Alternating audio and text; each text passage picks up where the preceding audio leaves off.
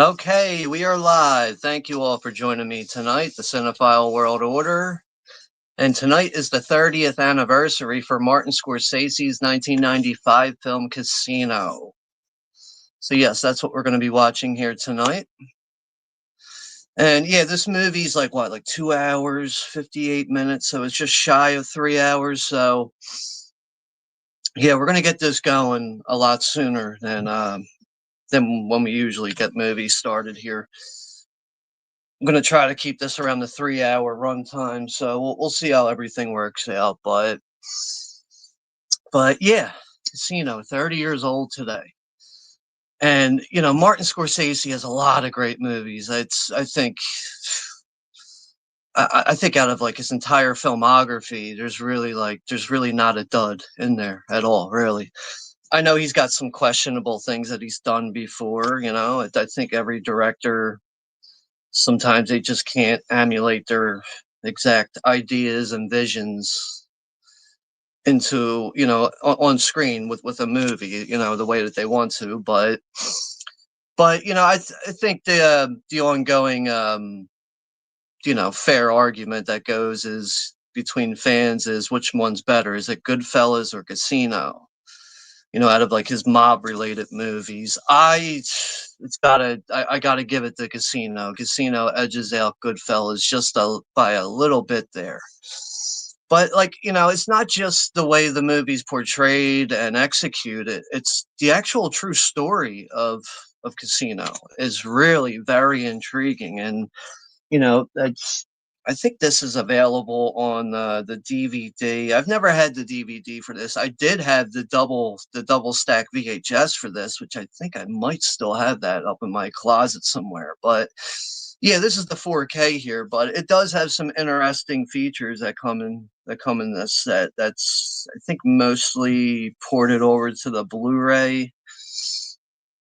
Obviously, you get some commentary tracks, but you have a segment here called Vegas and the Mob, which is actually pretty interesting to watch. And then you have History Alive, true crime authors, or with true crime author of Casino, Nicholas Pileggi, who I think it was him and Scorsese who got together to write this movie and get everything as accurately done as possible. But yeah, overall, for me, Casino is definitely a straight up 9 out of 10 movie right there. Very rarely do I give any movies that kind of a score, but yeah, I recently went back and watched this on my own a few days ago. It's just such an easy watch. That's another thing, man. It just really is just it, even the pacing throughout it just allows you to really just be fully engaged into it. But it just what an epic crime movie this one is. It's easily one of the best of the 90s in my personal opinion. I'm sure some of you guys can agree with me there too. But all right, let's get to the chat and then we'll get the movie going here. I got the Look Movie link is pinned at the top there for anyone that's joining in and doesn't own the movie. But yeah, down here in the chat, we got George is here, the Sailor Outlaw. What's up there, George? Good to see you here. Hope all is well with you.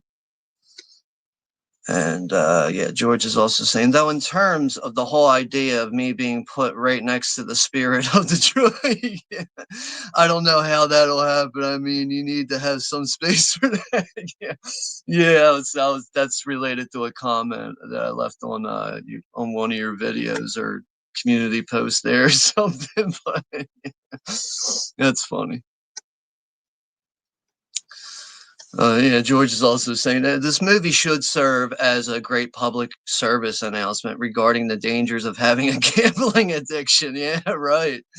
You could say a lot, really just the whole idea of Vegas and how, that there's a lot of, I don't know, just a lot of things that could just pull you in a very bad way, a very devilish way, They don't call it the Sin City for no good reason, right? But I mean, I think it's bad for all things that are, addicting in a bad way. It could be womanizing, it could be drugs, alcohol, gambling. It's Jesus Christ, man. but, but yeah, you're definitely right about that, George. And we have Drew's Movie Club is here. What's up there, Drew? Welcome to the channel. Thank you for stopping by. And he's saying, as my wife is at Encore in Boston. Okay.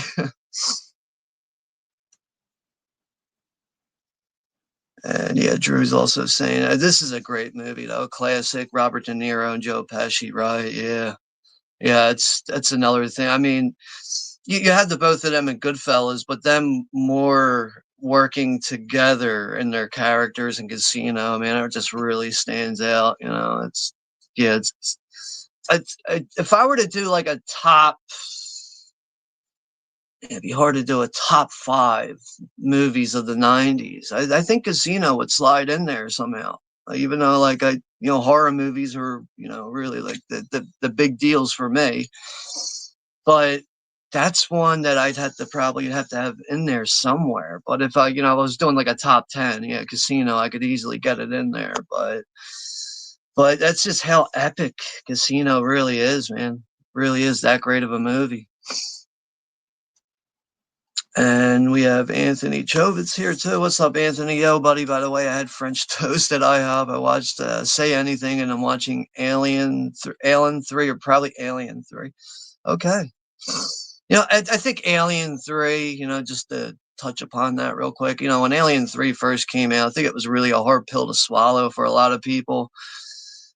Years later, I know I've appreciated the movie a lot more. I wouldn't even say that I really disliked the movie. It just wasn't, what we had with the previous two movies. But like having like having that in like a set, like owning that movie, like with the director's cut and everything, I think that really adds to, the experience of the movie. But yeah, Alien 3, I think is aged pretty well considering what, what's his name, what David Fincher was put up against with dealing with that movie. But I think the movie has aged pretty well, and it's still a very effective one.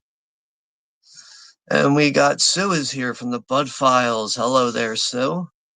Thank you for stopping by here. Hopefully you're having a good weekend. Anthony's saying, yeah, I saw this in the early 2000s. Happy Thanksgiving, right? Yeah, I know Thanksgiving's like, what, 27th this year? It's a little later than that, but yeah, I don't know if it was like Thanksgiving on the 22nd back when this was released, but it had to be damn near damn near there or somewhere around that. But yeah, I'd say, with owning this movie and catching it on TV over the years too, it's another thing. Like I've seen this movie, I couldn't tell you how many times I've seen Casino, but so many times I've seen it. It really is one of those movies too. I remember like if it was like on TV and I put it on, like that's it. I was watching it for the rest of the time. It wasn't like I was gonna, just catch a scene and then flip through the TV to something else. Like that Casino always pulled me in, man, really did. And I think, overall, Scorsese and Pileggi, they do a pretty good job at trying to keep things very accurate to how true the story was. I think they do a really good job with that. Apparently, the Knicks lost. Knicks are probably going to lose for a long time. So I don't know. As far as I'm concerned, with the Knicks, man, growing up, Knicks were such a bad team. When didn't they win like the championship in like '75 or something like that?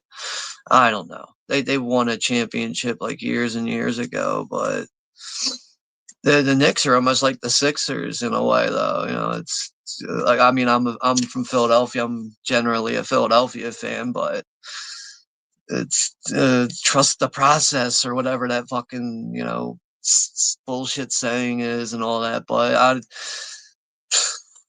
I would assume someday though the Knicks are going to be a much better team, championship caliber team. We'll see, but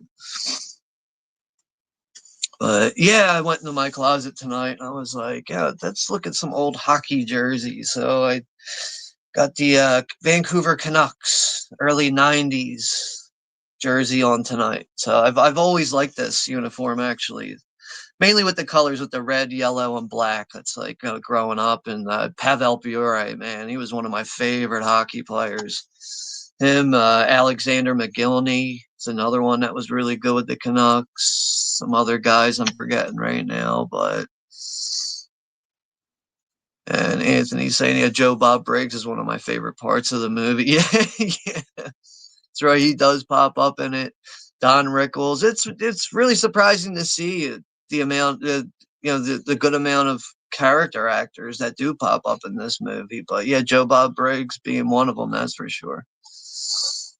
And Drew's saying the Knicks, huh? Yeah. So yeah, it looks like Drew's a Boston fan. That's perfectly fine. But yeah, he's saying the Celtics are not good this year. I'm not really the biggest basketball fan, to be honest with you guys. I find it to be a little boring. I like playoff basketball. That always keeps my interest, keeps me really like, engaged into it. But too many damn whistles, man. It just, I don't know, man. I know sometimes, like, I'm a big baseball fan. You would think that I would find baseball boring, but to me, there's so many little things going on in baseball that no, it's impossible for it to be boring, especially, postseason baseball. But I find it really hard to get into basketball when there's so many stoppages and timeouts, and it's just like, oh, another commercial break. Like, what the fuck, man? Like, it just makes you want to change the channel. But, out of the four major sports, basketball is definitely at the very bottom for me. But, Drew's saying hello to people, saying what's up. And Drew's saying casinos are everywhere now. We have them all over Boston area, southern New Hampshire. It's the same in Philadelphia too, though. I mean, before they really expanded all that stuff, it was where I'm at. Like you always had to drive to AC to Atlantic City to go gambling and all that stuff. I never really got into gambling. I think the most I ever fucking bet on gambling might have been like $200, something like that. And that was just because I was hanging out with people that wanted to go for that drive for the night. For me to get to AC, it's about an hour drive, maybe an hour, 15 minutes. So I used to do that a lot with people. But yeah, I always liked money in my pocket instead of just handing it out to people. So. And we got Stephanie S is here. Hello, Stephanie. Hey, how's it going? Hopefully you're having a good weekend. Hello, CWO. And we also got the 59th survivor. The VHS is here too. Sharon Stone. Why am I here? Howdy, broski. Sharon Stone was hot and everything she was in. But like what I replied to your comment earlier. I think one movie that she is smoking hot and that people don't talk about is The Quick and the Dead. She is telling you, pay attention to her in some scenes in that movie. It's like, fuck, dude. There's even a scene where like she's like getting out of bed and you can see that she ain't got nothing on underneath, but she's got like this long nighty thing on. But you could almost see a little too much skin there, and it's just like, wow, I've never seen that region before, Sharon Stone. But yeah, she was beautiful actress. Still is, I'd say she still is, but in her prime, Jesus Christ, man. Achi Machi. Yeah, that's right. Yeah, Stephanie's saying Crazy 88s are in full effect tonight. Hard eyes and all.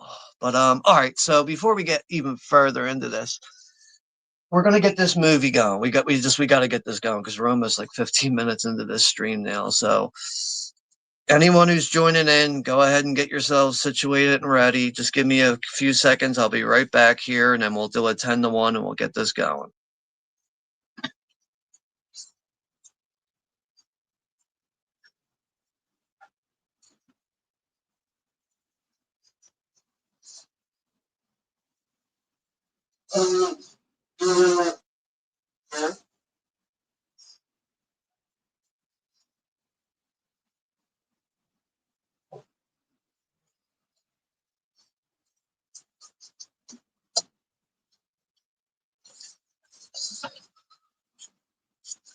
All right. Let's get this show on the road.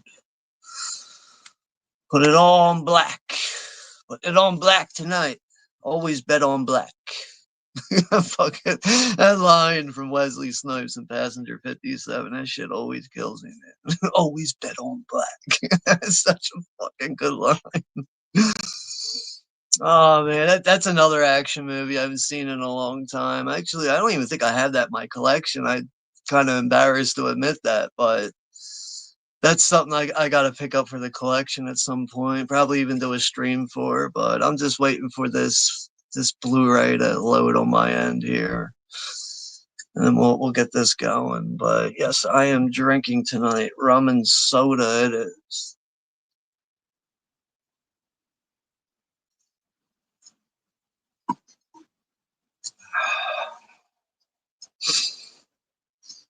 All right.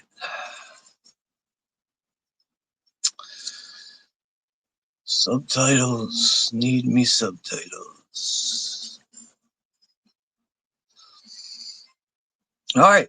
If everyone's good to go, we'll do a 10-1.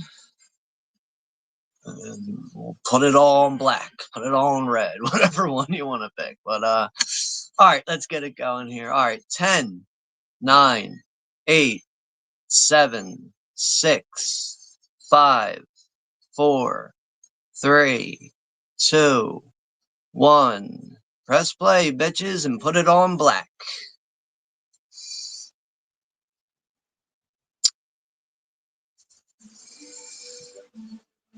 So yeah, movie, yeah, I was right. Yeah, 2 hours, 58 minutes, 20 seconds. Classic Universal logo.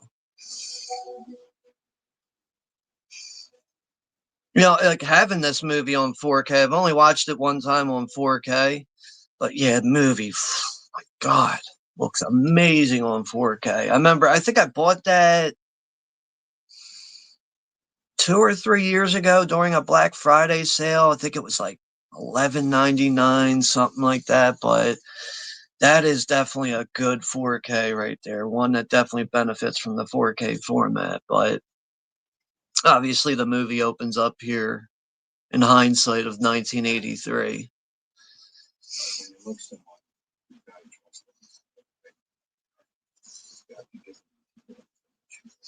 What's that movie that kind of like pokes fun at this? The Hot Shots, I think it is, with Charlie Sheen, where it's like they're like, it's like a party and spoof of like mob movies and action movies, like Rambo movies and stuff. But I think they even like poke fun at like how like the opening credits are with this. But that's something I haven't seen in a long time.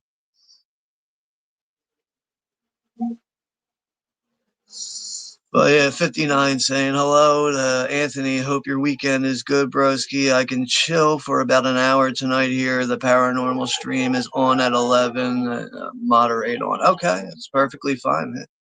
Hey, man, I don't,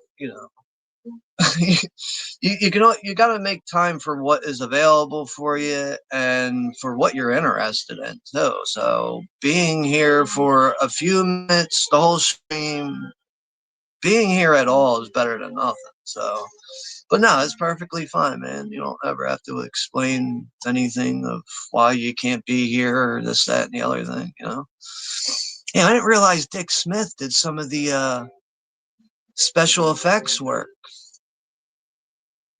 I mean, Dick Smith is such a big name in that field, but I didn't realize he had any involvement with like special effects makeup in this movie. He's probably done other Scorsese movies, but I'm just looking at the credits right now as we roll through here. Oh yeah, George is saying from Casino to Scarface, in almost every single movie, you're bound to encounter some mob-related moments, right? Yeah, some very heartless shit too, right? But like Joe Pesci playing the character of Nicky, is it Scarfo? Is that his name, or am I thinking of somebody else? I forget the guy's name in the damn movie. I'm so bad with names. But like like that, like the actual real life guy, like he was so small, and like he was like a big hitman. People were terrified of him. Like what? Like look at the size of this dude.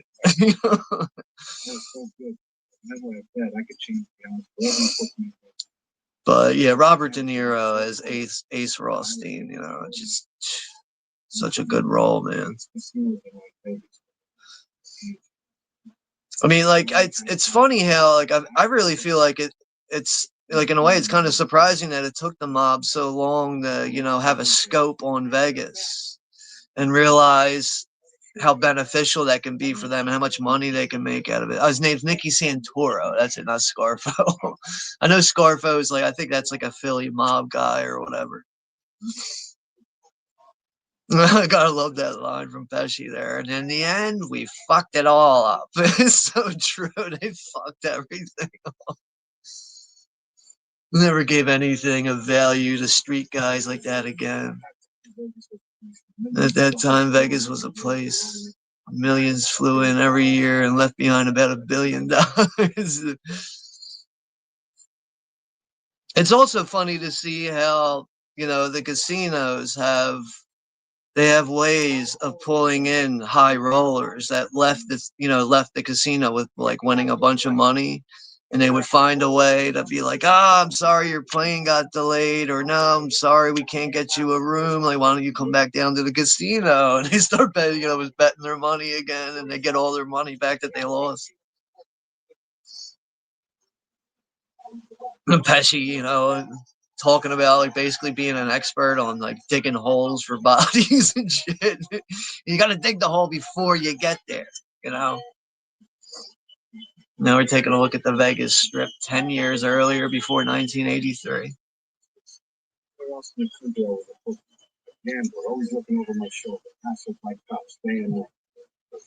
I'm Mr. Rothstein. I'm not always running a casino. That's right, sir.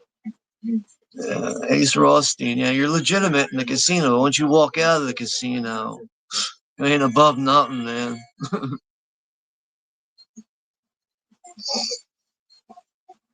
It is really interesting to see that we have Don Rickles in this movie because he's mostly known as like a comedian, but he's playing a straight arrow in this. It's like really just nothing comedic about him in this movie, but at the same time, it does show that he can do more than just make people laugh, though. Dude, look at all those quarters. Jesus Christ. All those quarters from like the slot machines and shit.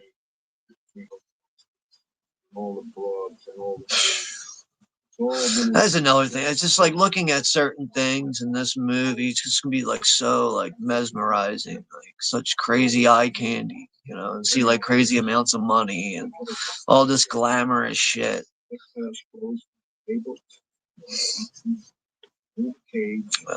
59 saying Alien 3. Look at it this way. He went on to do 7, right? Yeah. And Lloyd and Dumb and Dumber says, and you go and totally redeem yourself. It was obvious that, Fincher was, a director with talent. I think he broke in with doing music videos, and he just, he had an eye for directing and stuff. You just get them. Obviously, the issues were there with doing Alien 3, but once he got over that hump, and actually had the power to, put his vision out there too, it was obvious. Just leave the guy alone. Let him fucking, perfect his craft with directing. Stop getting in his way. Now they're talking about the skim taking off the top, taking away from the skim the money that people are taking, the people that are counting the money.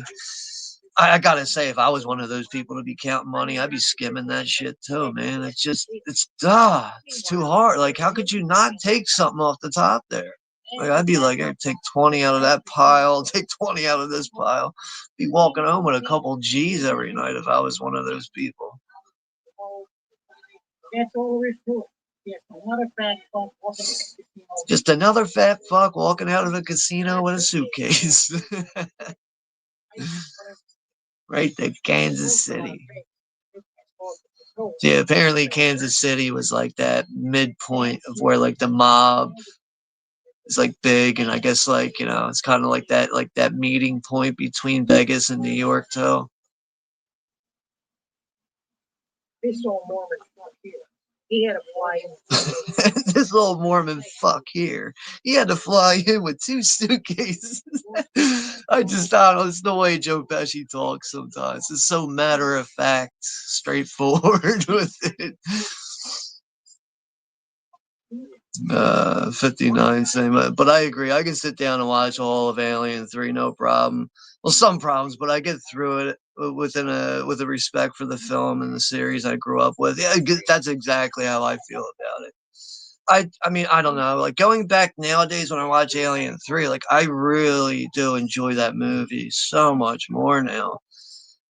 Like I remember when it first came out, I was such a big fan of Aliens and like the whole like Kenner toy line that came out. Like I was really big into Aliens at that time, so it was really a big deal for me when Alien 3 was coming out.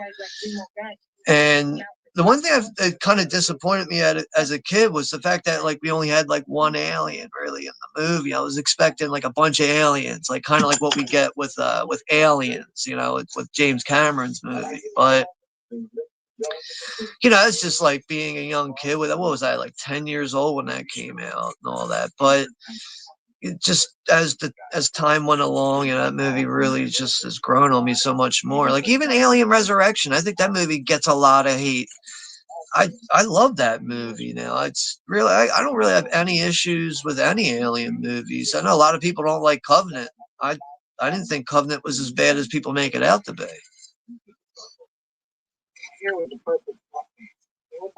The Tangiers.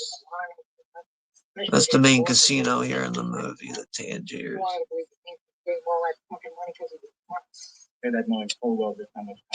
Dude, they have so many like big name people involved in this big scheme of extortion and murder and all this fucked up shit, man. A lot of big names involved in this. Like in the actual true story and everything. Just knocked over my damn stand.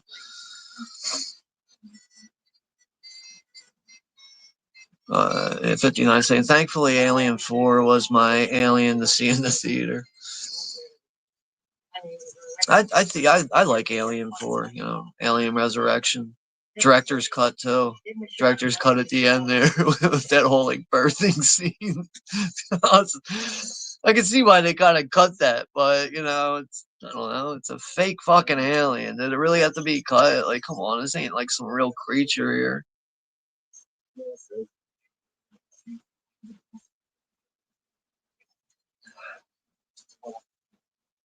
Now this is where Ace is being talked into a job title here that he really doesn't want anything to do with. Being talked into applying with his application. He can take the job before the application is actually processed. It can end up being like a 10-year fucking thing at that time. But all he has to do is keep changing his job title. He keeps changing his job title. His application gets put back down to the bottom again. It doesn't get looked at. But eventually that's got to run out, right?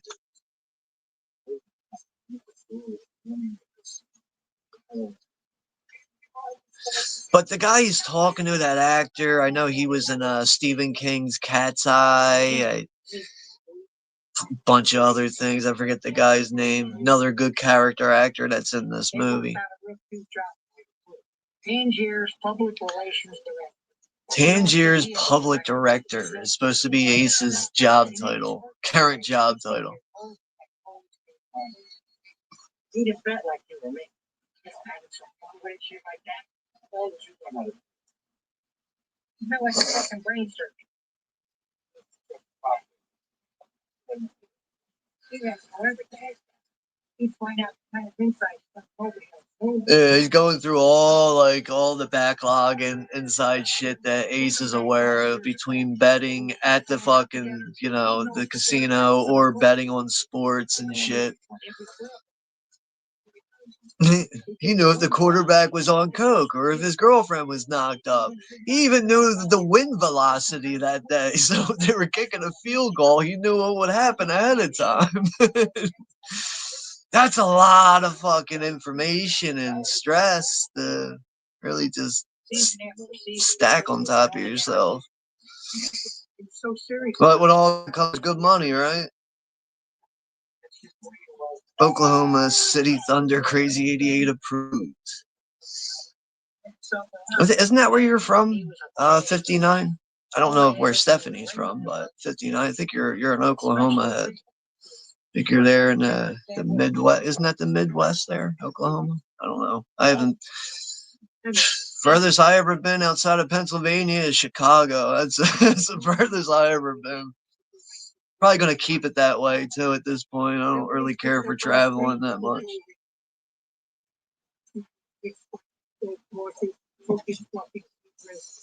Crooked fucking zebras. And to tell you the truth, I don't blame them. Keeping Remo happy with money was the greatest insurance policy in the world. Yeah, the main man Remo. That's the one you got to keep happy here.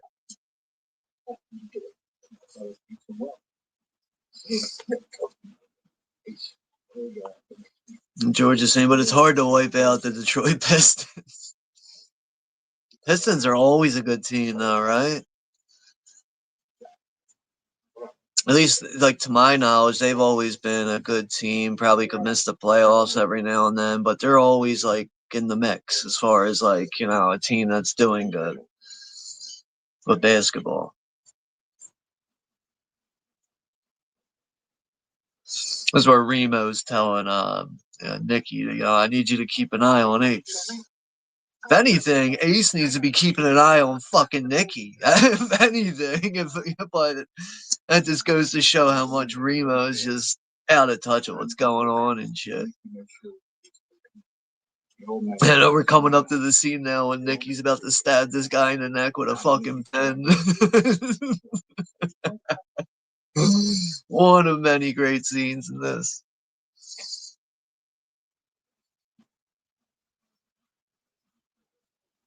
No, Ace, being a polite individual here, he finds this nice pen on top of the bar.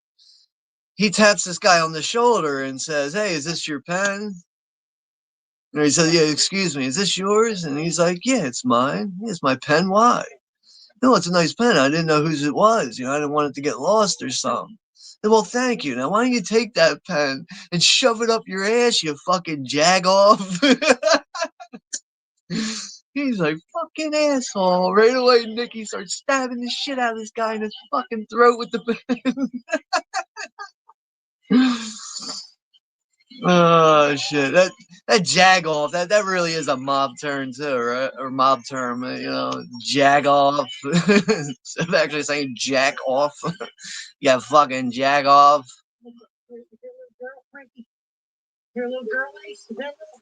Yeah, so it looks like Detroit Pistons are scorching the NBA.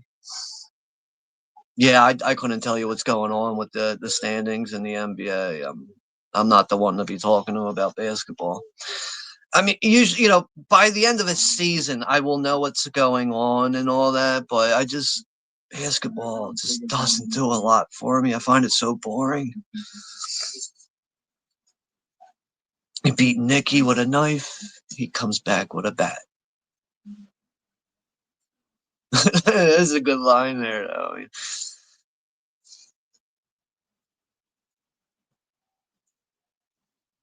I think Ace should have knew in that moment, like, all right, you know, Nikki's a little out of control.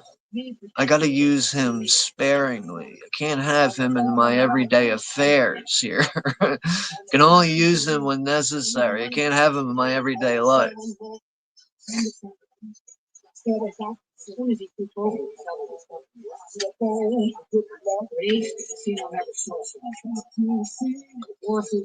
But yeah, it looks like Rothstein really did know how to run a casino properly, which I know that ends up being like a whole fiasco between him and Joe Bob Briggs' character. I know he ends up firing him, and it turns out that comes from a family of big names and stuff, and that ends up coming back and biting Rothstein in the ass.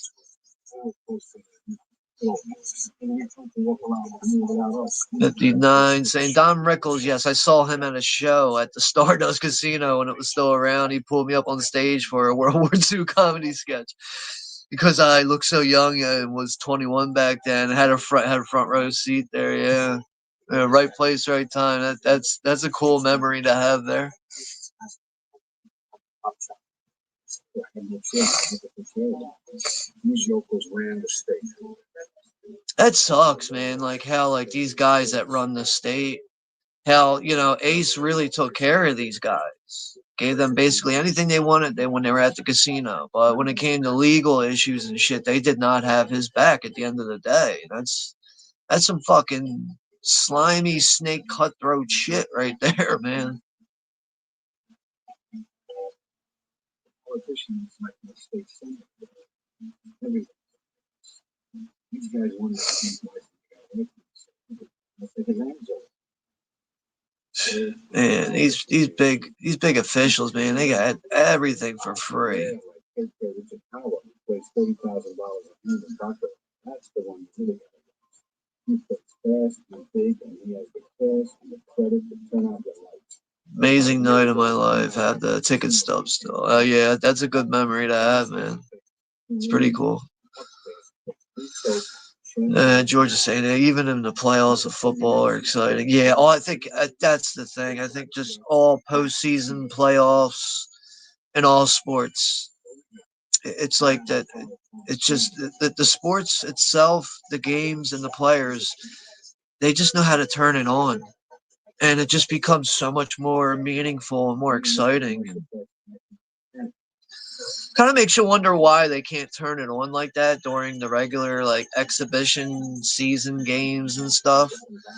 But that is the difference between a regular season and playoffs.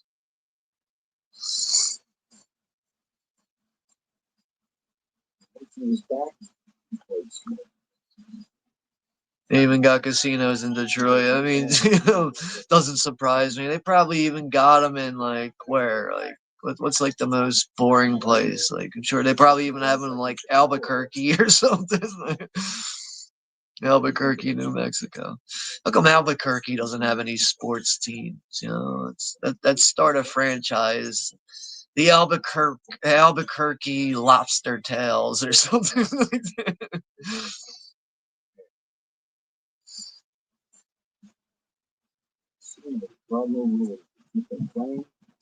59. Yeah, same. Vegas is dying because of local Native Americans casinos and the Windstar in Oklahoma.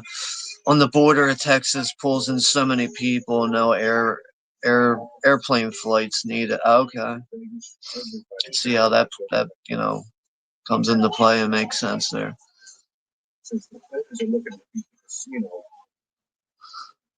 There's so many people you got to pay off and having a casino run properly, and also having eyes everywhere to make sure there isn't people getting over on people and pulling fucking scams and cheating and shit.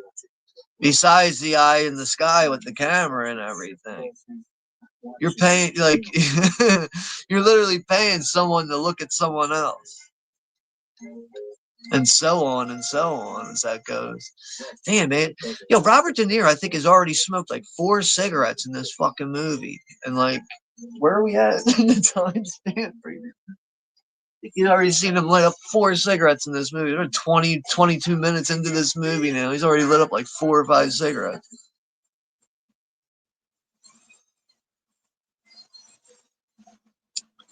Sharon Stone is a form of therapy. I follow. Yeah, I can agree with that.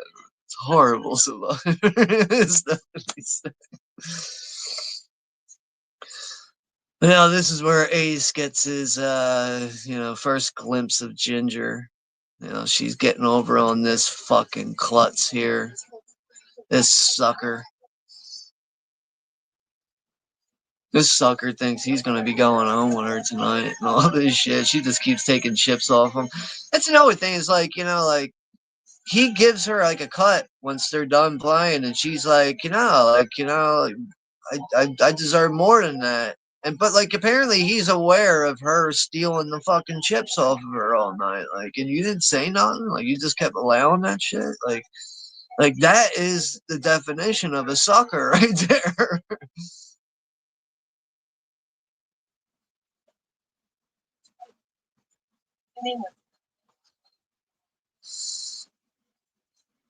I seen you stealing from me. Look at that stack of chips. Yeah, she is a swindler, hustler. She really is, though, man.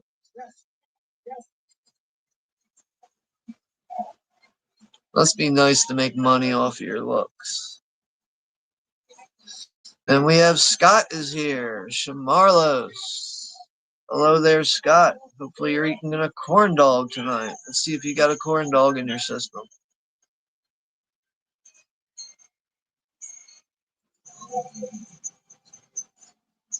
Shit, remotes.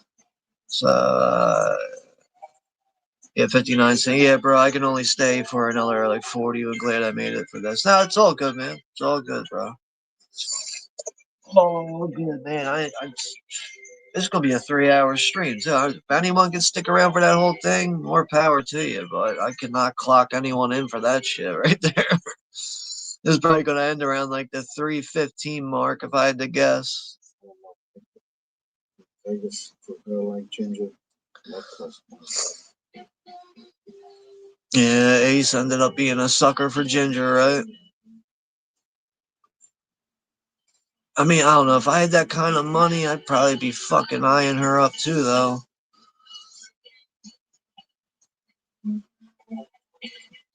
Damn, drop shit. She was queen of spread high rollers and helped them spread around a lot of money. 59 saying, I'm working on a Thanksgiving leftovers topped with a few burger patties and mushrooms. Oh, God, mushroom. I hate mushrooms. I mostly hate mushrooms because of the texture. I feel like they don't even really taste like much, but they're all soft and gooey, and you're chewing on them. I just, fucking mushrooms. No mushrooms for me. Like the only time I think I could really get away with eating mushrooms is if I had it on pizza with like other toppings or something. That's probably the only way I could really eat mushrooms.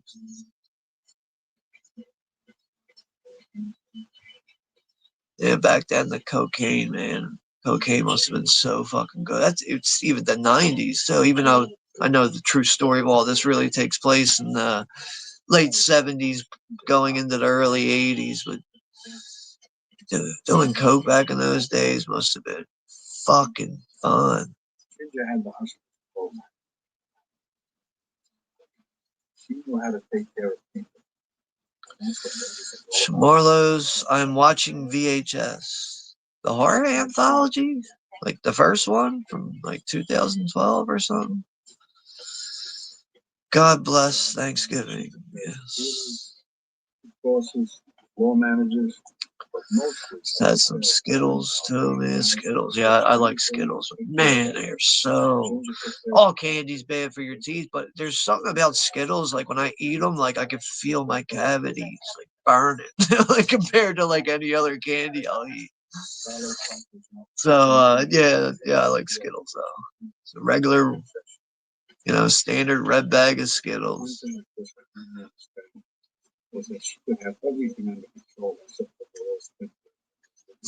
That is a crazy thing about Ginger, man. How like she could have everything under control, but she cannot get rid of this fucking piece of shit that's played by James Woods, who goes by the name of Lester. She just cannot kick this guy. Apparently, they've known each other since they were like early teenagers and all this shit. But you'd think she would. I don't know what it is she sees in them. Ginger, I wouldn't even look at this. Yeah, I love that line. The Ginger I know wouldn't even look at this creep. He's a moocher, a card chief, a country club golf hustler, chasing Dennis for fucking checkbooks.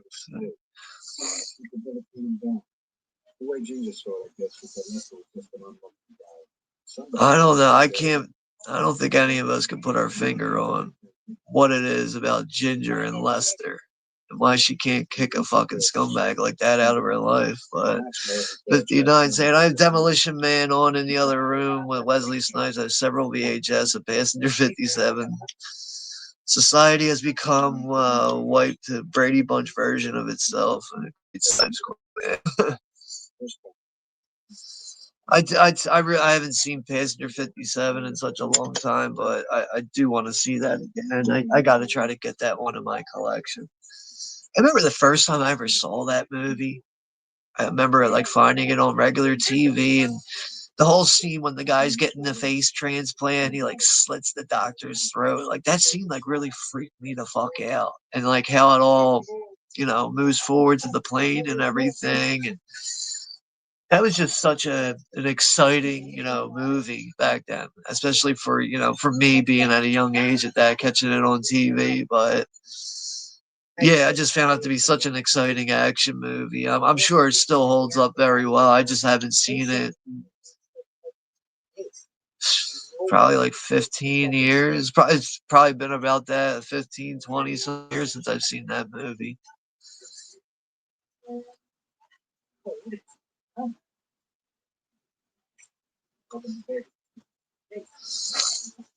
So now this is where Ace is going to invite Nikki Santoro out to Vegas, and he has a look of everything. And this is where he starts to get the idea that, oh, maybe I can get a piece of this pie too.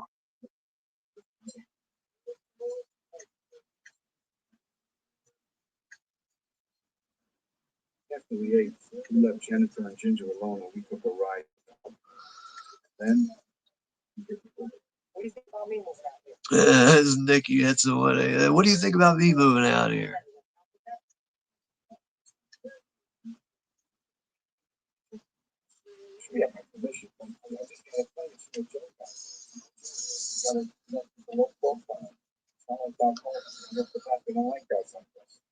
Ace telling him you got to keep a low profile out here. It's just such an important, crucial thing of information there.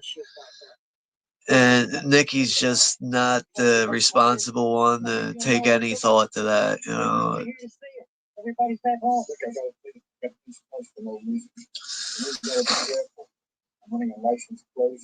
I don't know. I just think people like this, though, like, mobsters, swindlers, whatever you want to call them, like these type of people, they just get so lost in the fact that they feel so untouchable. They just lose touch with reality. They just become so warped by everything around them. And obviously, Nikki's one of these people that's supposed to be going to like pimps and bookies and all this shit and collecting money. People that are holding up on their end. They're just not, giving their end of what they owe. He's the guy to go out and strong arm these fucking people. Damn, man, it keeps dropping my fucking remote. Don't bet green. That's the houses.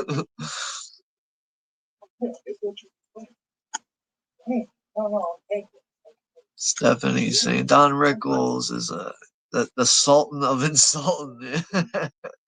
That's a good title there for him.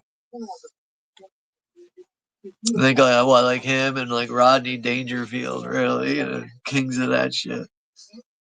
I know my dad's still like, like now that like I've showed him how to like use like the YouTube shorts section and stuff, he's always watching like the old comedy stuff on there, and he's just constantly like he can't get past like Rodney Dangerfield. He loves Rodney Dangerfield.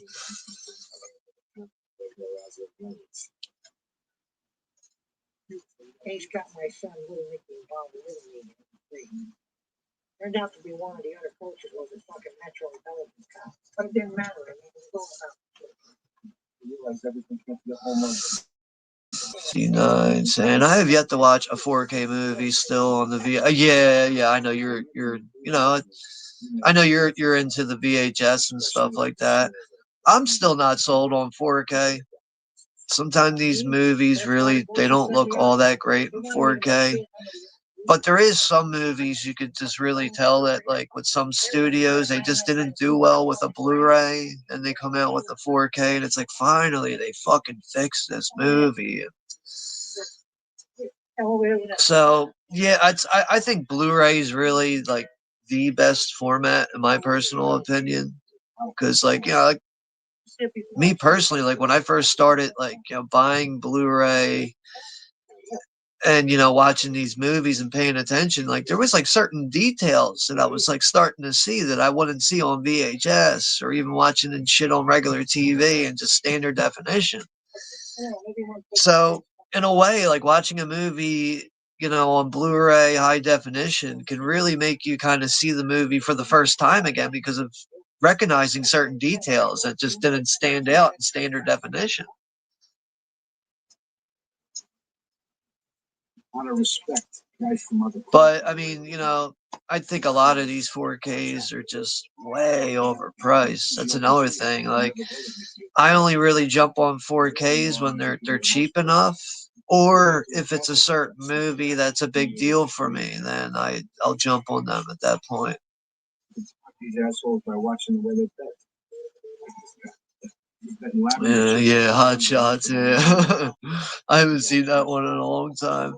I remember when I first saw that on TV. That's another one I caught on TV. When I first saw that on TV, I was like, "What is this? An action movie or a comedy?" Like I was so young, I didn't know what the fuck I was watching. So it took me a little bit to realize, yeah, I was watching a comedy.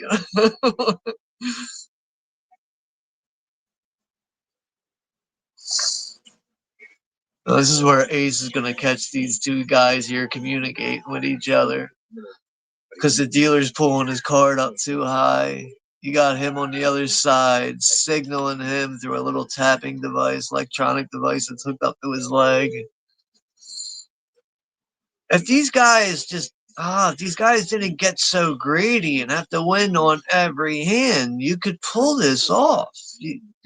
To win big, you gotta lose sometimes, right? I don't know why. I don't know. I just don't know how somebody could easily get themselves caught like that, all because of a small, crucial thing like that. It's just, you can't win every time, man. You got to take a loss every now and then.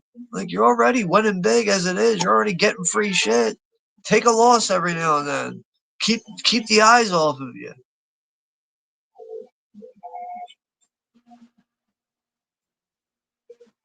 But that's why, these swindlers were so easy to pick out for guys like Ace Rothstein and, another character actor I forgot that pops up in this is Dick Warlock, aka Michael Myers from Halloween Zoo.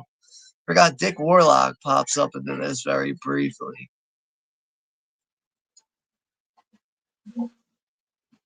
Yeah, Ace has a really good way of doing this. Calls in a fake birthday cake, so he gets the eyes going on the one side of the casino. So he could take the security guards with the fucking electronic fucking prattle thing or whatever, that little rod that shocks the shit out of you. They're gonna shock the shit out of this guy, make it look like he's having a seizure, drag him into the back room and beat the shit out of him. So yeah, everyone's distracted by the birthday cake. Then the occasional freak out over here with this guy getting shocked. He's just having a seizure. Everything's okay. You never know what he thinks. And if and when they do see this, the fish got dropped like a cattle prod. A cattle prod, that's what it is.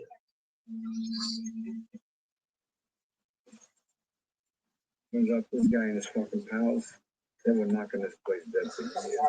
Yeah, broski, this movie has history to it. My dad would always have us stay at the Stardust when we went through Vegas on trips on our way to Anaheim, Walt Disney World, and all that shit.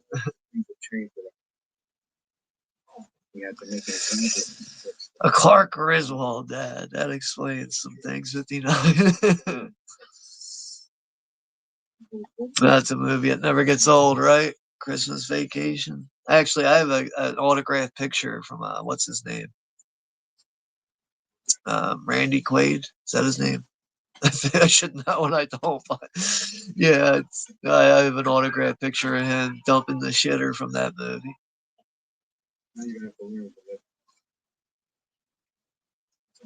That's where he smashes the shit out of that guy's hand with the hammer.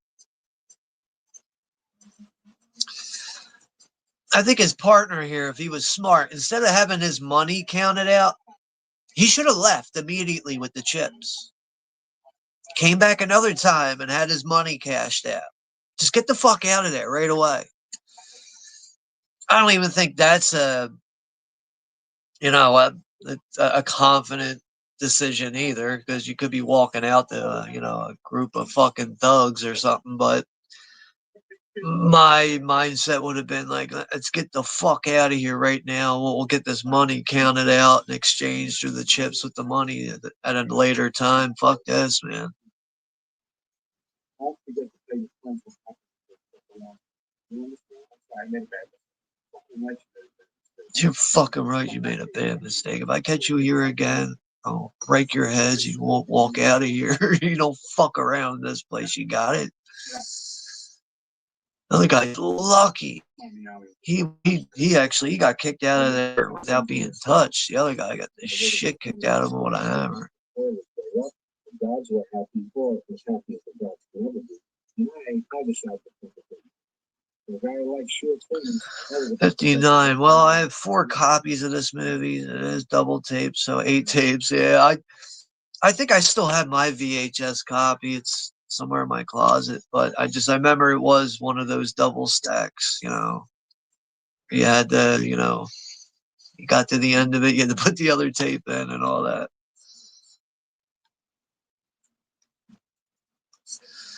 59. I had the making of Alien 3 on VHS. I won't let that one go. I didn't know there actually was like a separate VHS just for the making of that, which I'm sure that's all been ported over to like DVD and 4K releases or whatever. Stephanie,'s we got a quote here. Who were you expecting? Santa Claus? The best quote from Alien Resurrection, the wheelchair shotgun guy. I don't remember that quote like off the top of my head really, but like because like I know like he's like having his wheelchair inspected and everything, and obviously like like they're planning on like stealing from them and all this shit. But I think that quote's kind of coming back to me now. So it's apparently Stephanie knows Alien Resurrection more than I do. So hey, that's good to see though. Now this is where Ace and Ginger are gonna have this conversation here about how they feel about each other and moving forward and being with each other, possibly having a family and all this shit. Unfortunately, Ace really got blinded by some things here in this conversation, right? I think he just held out hope that, the relationship between him and Ginger would grow into a true loving relationship. It just never worked out that way because he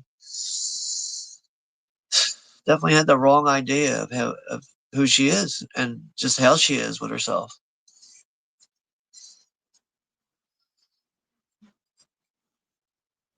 I mean, I don't know. I think someone in her position, like, don't you want to settle down? Aren't you tired of hustling all these high rollers? Why don't you settle down with this guy that you know truly cares about you? All right, so I'm sure physical attraction has to be there. Can't ignore that. That's got to be there. But you could be set for life with this guy. Like, what other prospects do you have? Lester? Lester's your backup plan? Really? That piece of shit? Like, it was typically. I don't know. Either way, I mean, I think Ace in some ways is a decent person, but at the end of the day, still kind of a scumbag. Definitely the type of guy too that'll pay someone to do his dirty work. He actually won't, put his hands into getting dirt done. But all these people, man, just piece of shit yuppies. Think they're fucking better than people, So they're all fuck these people, right? 59 saying, yeah, wow, Chicago is like my furthest northeast point, but yeah, I'm in Oklahoma City. Pretty much the belt buckle, but also a reason I think so many VHS show up here is it's a crossroads state. Probably right about that. Stephanie saying Joe Bob Briggs and Leonard Martin, VHS legends, right? Yes, Leonard Martin, especially Leonard Martin, right? And we got D is here. We got Derek over at Woo Riders. What's up, Derek? Hello, Sean. Hope you and the family are doing great. God bless to all. Yes, yeah, everything's going well. Well, everything's going good, like it should say. Things could be better, but things could also be worse. So things are okay. I'm alive and well, so that's all that matters.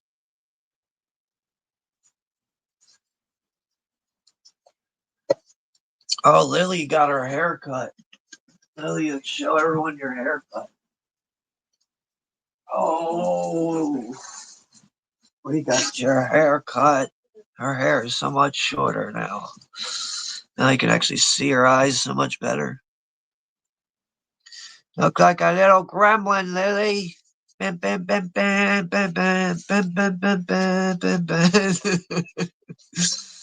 Well, it's whenever I give her a bath, she actually does look like a rat. Like, her hair like all goes down when it's wet and everything. It's like, oh my god, you look like a little like disgruntled rat. you know? But yeah, she had to get her hair cut. Let's say hi, Lily. Say hello to the peoples. All right, I'm going back to bed now.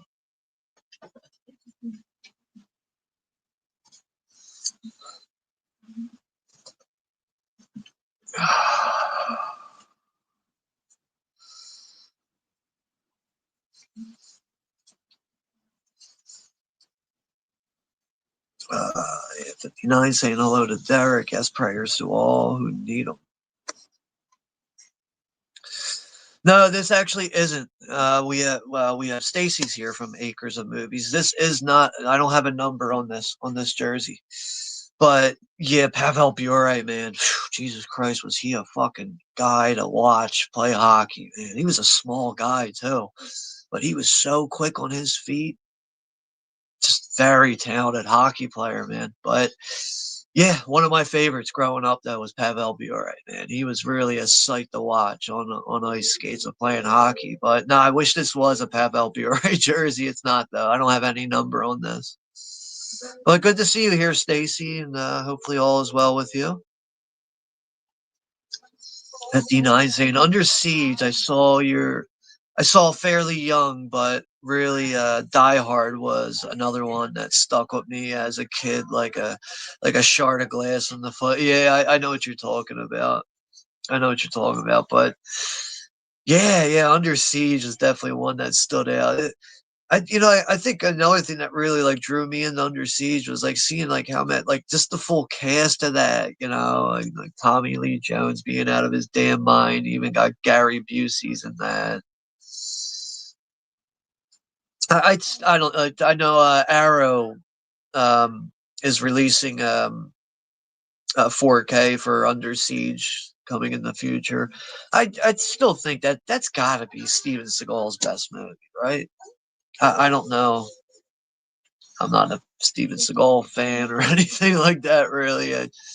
I enjoy some of his movies, but yeah, Under Siege is something I like. What's that? The other couple late '80s action movies he did, Above the Law.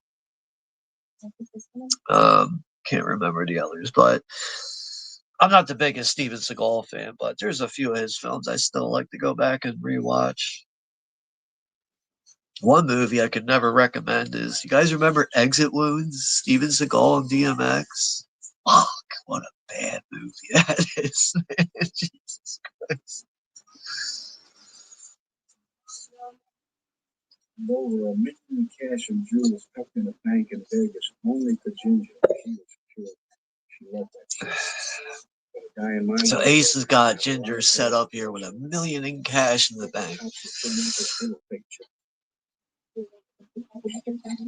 I think another thing is with that million in cash, I think that's always been in like the front of her mind the whole movie. And how it's like so hard for her to like resist that, not dip into it and take it. I don't know. I think she only ever cared about that box of jewelry and that money, all this materialized BS that doesn't last forever.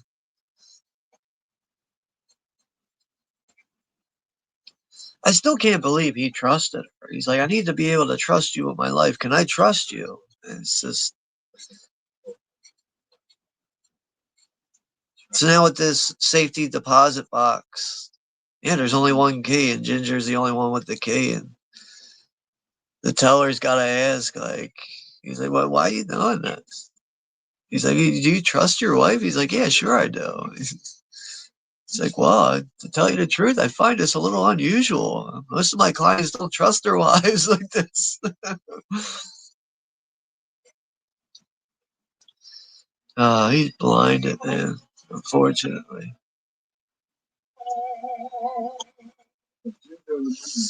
And Stacy saying that is the greatest Canuck era and logo and uniform. They should never change that logo.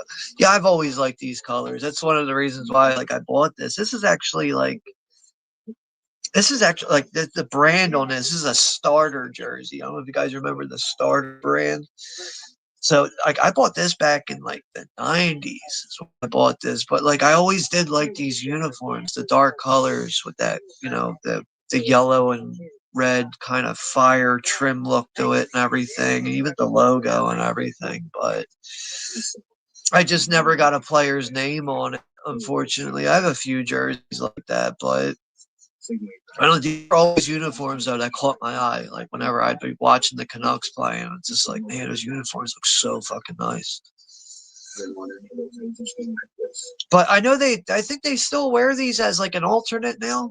I don't think these are the main Canuck jerseys. I don't think they are. I think they wear these as like a third alternate jersey now. They bring them back sometimes as the retro look and all that. But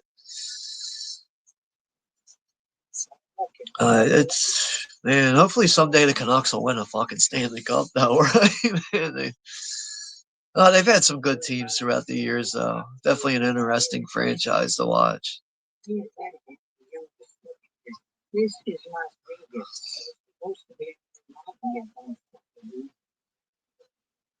See, that's the difference between Nikki and Ace, man. Nikki wants to be out here robbing people.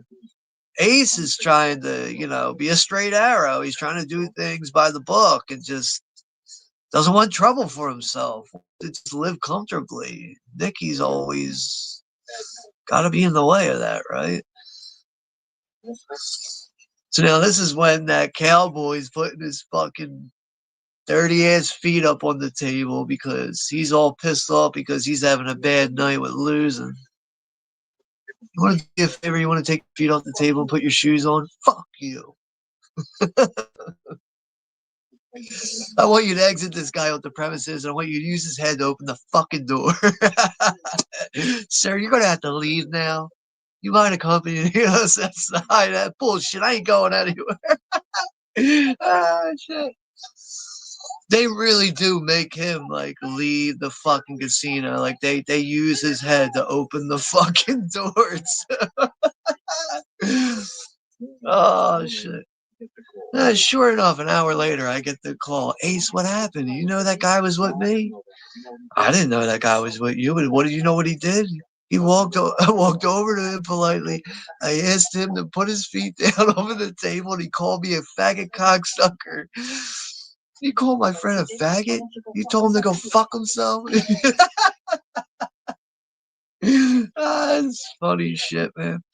Stephanie saying that makes for a great Nike sponsorship with Die Hard. Just do it.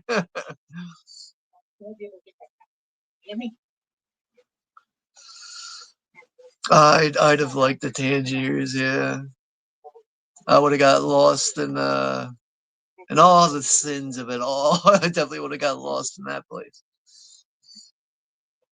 I don't know if I would have walked out broke, but I know I would have walked out with having a good time. That's for sure.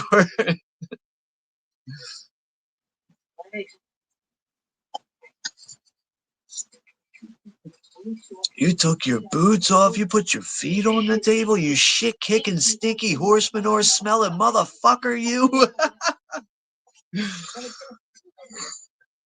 I'm sorry, Nikki. Sorry. 59 say, yeah, Acres of Movies, they changed the Oklahoma Sooners football uniform. It is goofy. Ugh, Sooners. Weren't they like a maroon white color? Maroon, dark red, gray, and white or something? I think the Sooners are. I don't follow college sports like that, but when you watch sports, it's like college sports are gonna be there, so it's hard to ignore college sports if you're a sports fan. I just don't care for sports. Or, I mean, college sports all that much. And I see we got Alex is down there in the chat. I'll get to that in a moment. 59 saying I like the classic teams uniforms, like the originals, Bruins, Blackhawks, especially. Yeah, I still have a Jeremy Roenick uh, Blackhawks jersey. I'll have to wear that at some point. But yeah, we have Alex is here from Movie Odyssey TV. What's up, man? How was your Halloween? Halloween was all right. Yeah.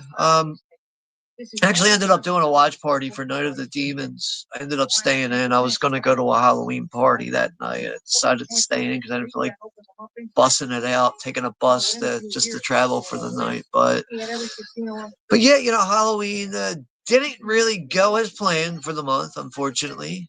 But I still made the best of it. But other than that, I've been seeing. I see you've been having fun with the short section over there on your channel with some of the AI generated shit. But yeah, some of those shorts you've been uploading are cracking me the fuck up, though.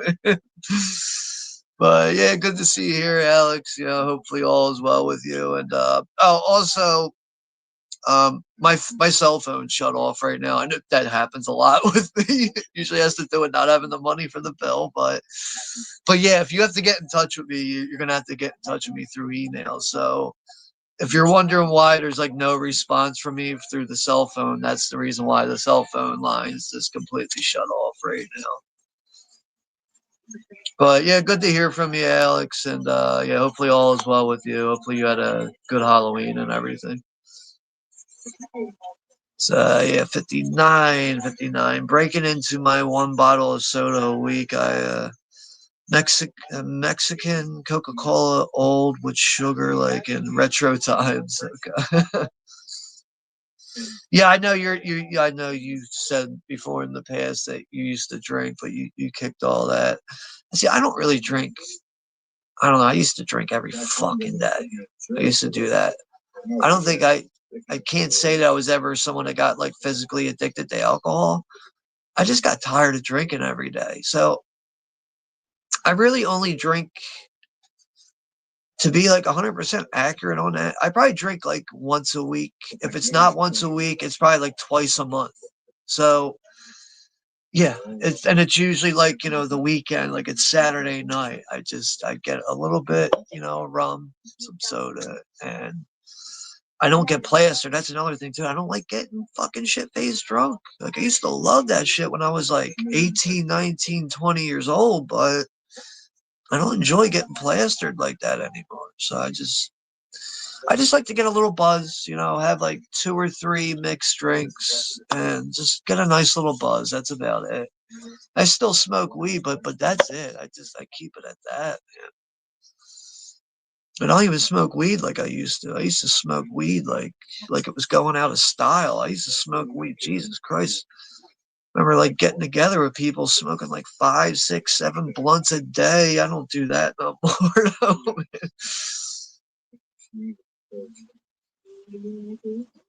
where was I at here? Yeah, Stacy, Acres of Movies. If Jason's name was Freddy Krueger and Michael's name was Jason Voorhees and Jason's name was Michael Myers, would that be okay?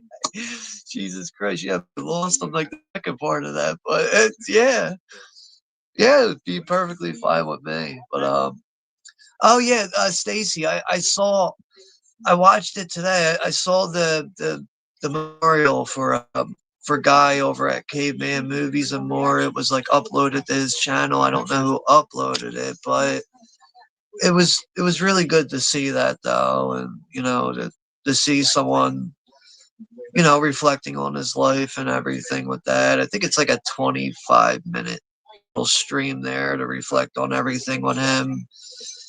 think he passed away back on October 18th. I think his birthday was September 25th. That was announced or whatever throughout that stream. But yeah, it's just, unfortunate that, a really nice guy, really nice dude, like guy over at Caveman Movies and More, he's just passed away and he's not with us anymore. But it was really good to see that though. And, and I think he'll certainly be missed. He was well liked by a lot of people. That's another thing. Very easygoing guy, very supportive person too, very encouraging person here on YouTube. That's another thing. And yeah, he'll be missed by some people, that's for sure.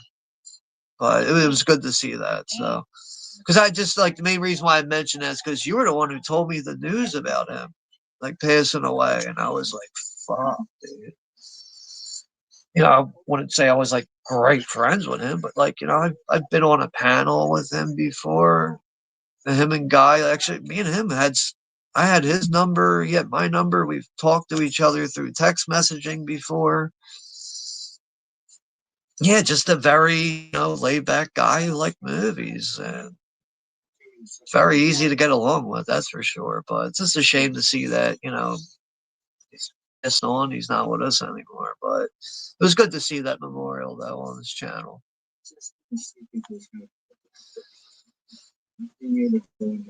All right, this is where Nikki's being put into the black book now. Oh, this is where shit really goes south, though. He's like, so you're saying that if I want to get one of those sandwiches in that place, I forget the quote here. He's like, they ain't getting rid of you staying there. Fuck that. Fuck. But that's that quote he was saying there. He's like, so you're saying if I go get one of those sandwiches that I like, I can't do that anymore? He's like, I don't know what to tell you, Nikki. You're in the book now. You can't come back. So this makes Nicky go out and do his own thing. Brings his brother in, some other fucking henchmen, guys he can trust. He puts a crew together. And he refuses to leave Vegas, and he's going to start banging some heads to make sure that his pockets are filled. Give me just a moment. I got to refill this cup. I'll be back in a few seconds.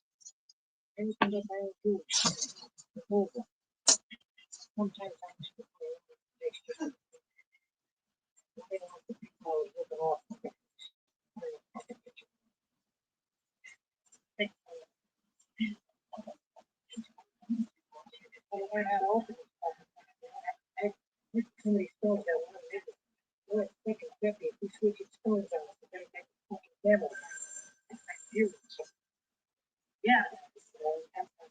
Check them all. Check them all. Yep, now. All over town.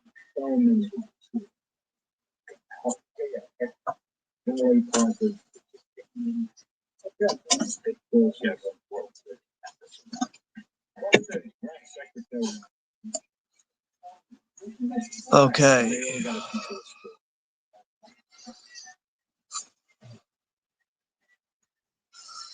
All right, we got a few people in the chat. We'll be confused. You had me confused by the time I was even done talking or reading that comment.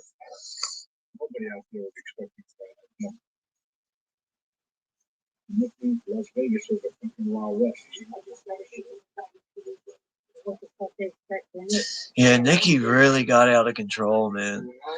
Like even when you look into the true story of Nikki Santoro and everything, that guy was way out of control, man. Whenever we got local merch. I think another thing is you take a guy like Nikki Santoro and you pluck him out of that situation, everything could have run smoothly. But sometimes to get people to pay up and do things, you did need a guy like Nikki Santoro, right? Double-edged sword there. Make a casino and go to one for Serpent and the Rainbow or Mortal Engines. Jesus Christ.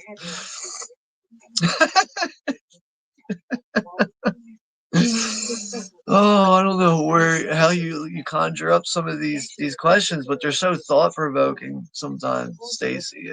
That's why I love reading what's gonna come next from Stacy.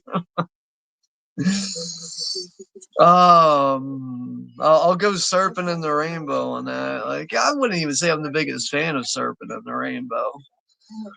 I don't know. I find it annoying when people are like, if you're like the subject of like zombie movies gets brought up and someone's like, Serpent in the Rainbow. Like, it's not a fucking zombie movie. It's a movie about voodoo.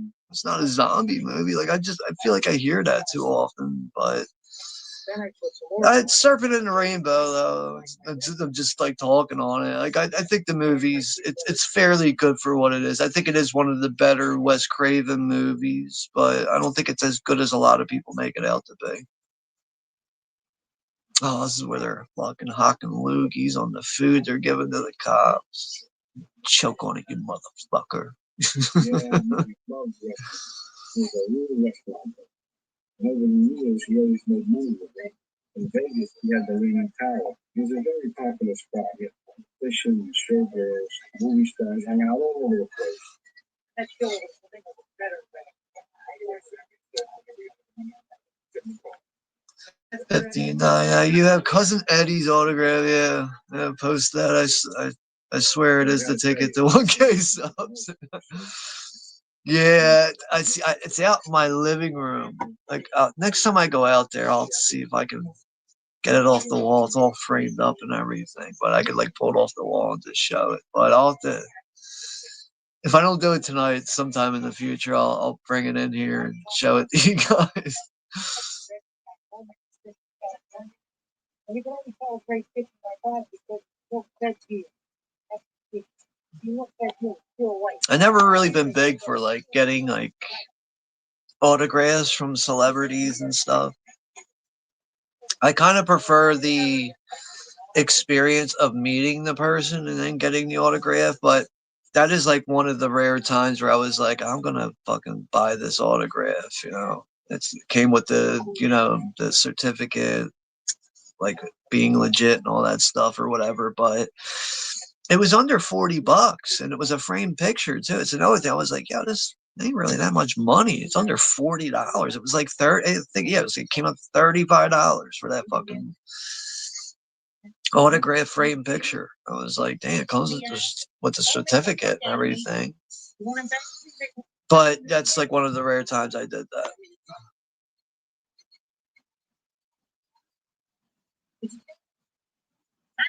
This is where Nikki's got to fucking smack some heads here for some degenerates. They couldn't fucking pay that bill to keep the heat on in the house. Fucking kids at home.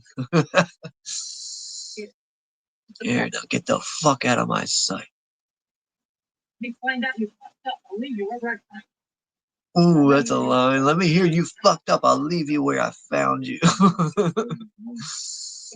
It's like a nice way of saying I'll fucking kill you.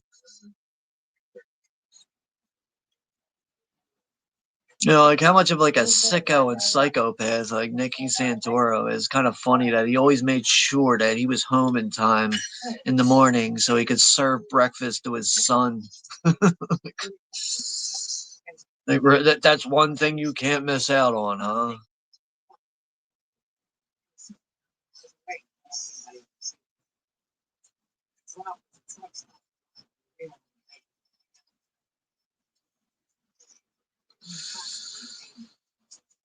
Stacy's saying the main restaurant they go to in this or go to it's by convention center. I would assume. I think if that's a question there, I don't know. Would be a good Christmas short. That's the comment I missed there, referring to Cousin Eddie. Guys and a poor fucking waitress who was just working on her night off the whole thing. This is where we get a random bar restaurant that gets shot up here. But this was a piece that Remo owned. And this was someone you didn't step on. This is where he's gonna, Nicky's gonna get his hands on the Irishman, one of the guys that shot up the bar. This is where he's gonna put his head in the vice and fucking pop his eye out of his head.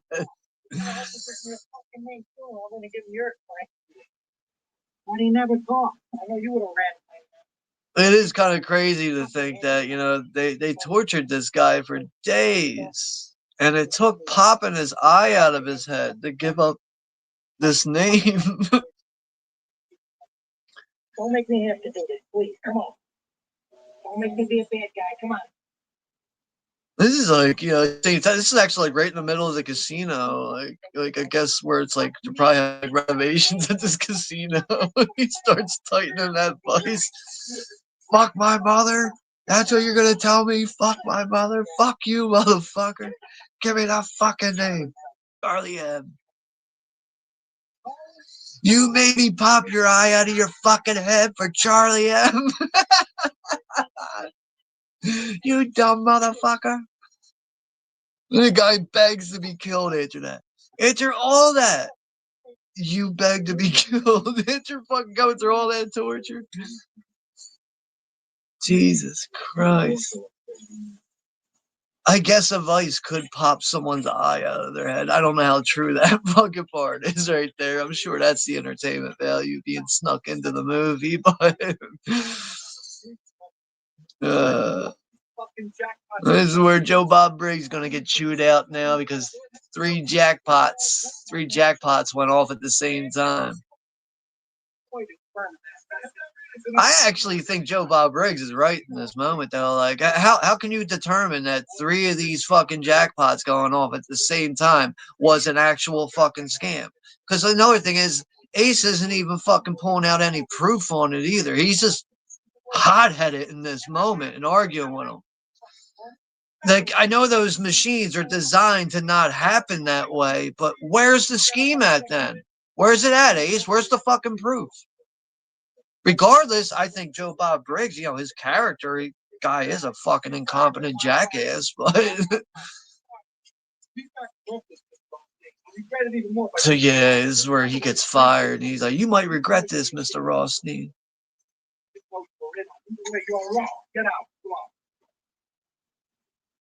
It's gonna come back and bite him in the ass. Yeah, he's the brother-in-law of the county commissioner. That's someone you don't fuck with right there, regardless how stupid they are.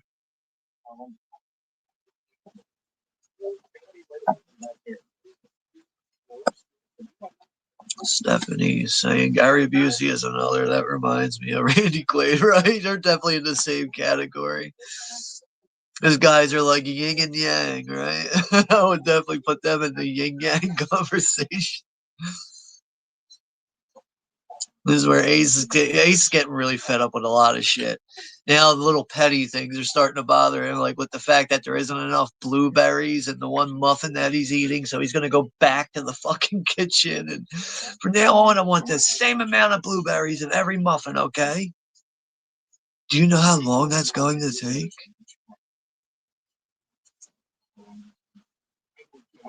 I don't care how long that'll take. I'll put an equal amount in each muffin. He's ready to fucking strangle somebody. He's pissed off. I would imagine too with like, Ace and Ginger having a kid. I bet Ace is the one that's got to do all the parenting here. Obviously, they're paying a nanny too. If I was that kid, I'd probably be like, no, that nanny's my mom. I don't know who that blonde-headed fucking pilled out drunk bitch is,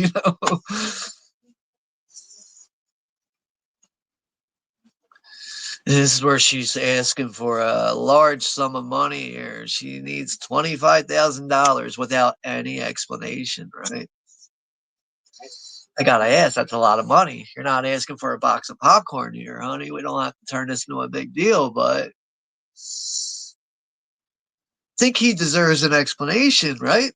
He's gonna lend out fucking $25K with no good explanation there. She didn't think this out very well, did she?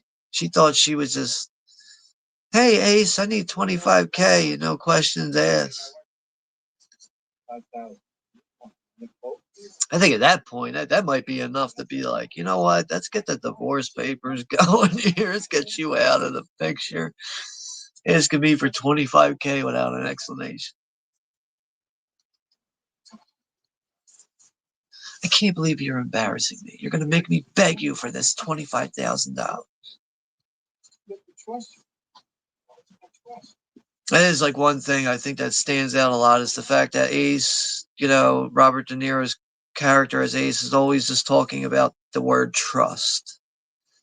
It's always being mentioned there, and it's in his head, he's making up this trust as if it's there. It's never been there. It's never going to be there.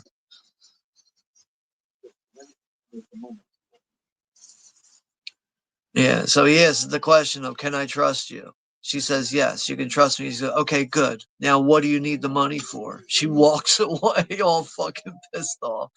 But now she's starting to skim out of that money that's been put aside for her. She's skimming off of that shit. That's because she got that fucking scumbag Lester fucking running the show with that.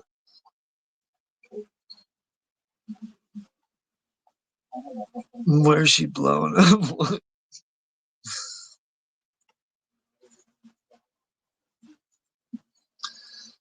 Ace has had enough of this shit. So yeah, he's had Ginger eyed up.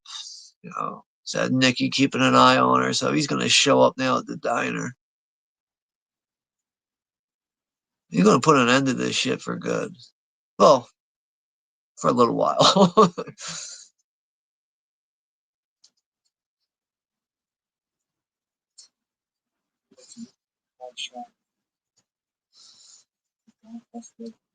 Do I look like a golf hustler?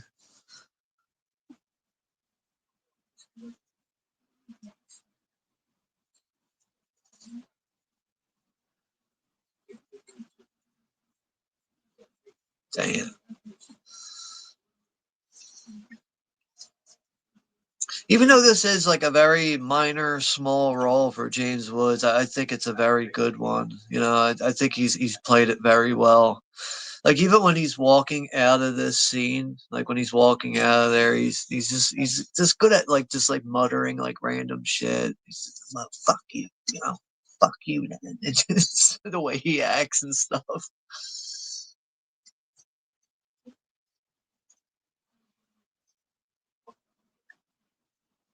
So I want you out of here. Get the fuck up and get out of here. I want to be alone with my wife. He's still trying to get that money. What a fucking piece of shit. He's like, oh, that's fucking bullshit. This is the part of like James Woods and Ellie is that bunch bullshit. He's looking at these guys about to beat the fuck out of him in the parking lot.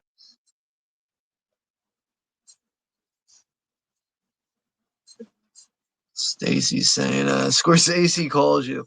He says he wants to make a sequel. He asked advice. He makes Casino 2 or King of Comedy 2. I don't like the idea of sequels as it is, but I still would be more interested in a Casino 2 over Kings of Comedy. Or King of Comedy, I'm sorry. I think that's what it's called. Maybe it's not his fault. It's definitely his fault. Oh, he's getting this shit kicked out of him in some shitty diner parking lot right now.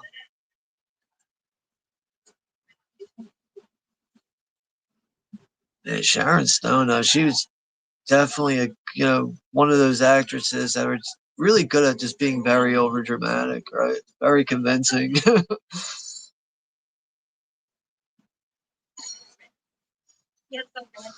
But this is gonna make Ginger end up fucking trying to get back at Ace, so she's gonna end up fucking swimming in some dirty water here. She's gonna start fucking around with Nikki. And obviously the pills and the coke and the alcohol are altering her decision making and everything.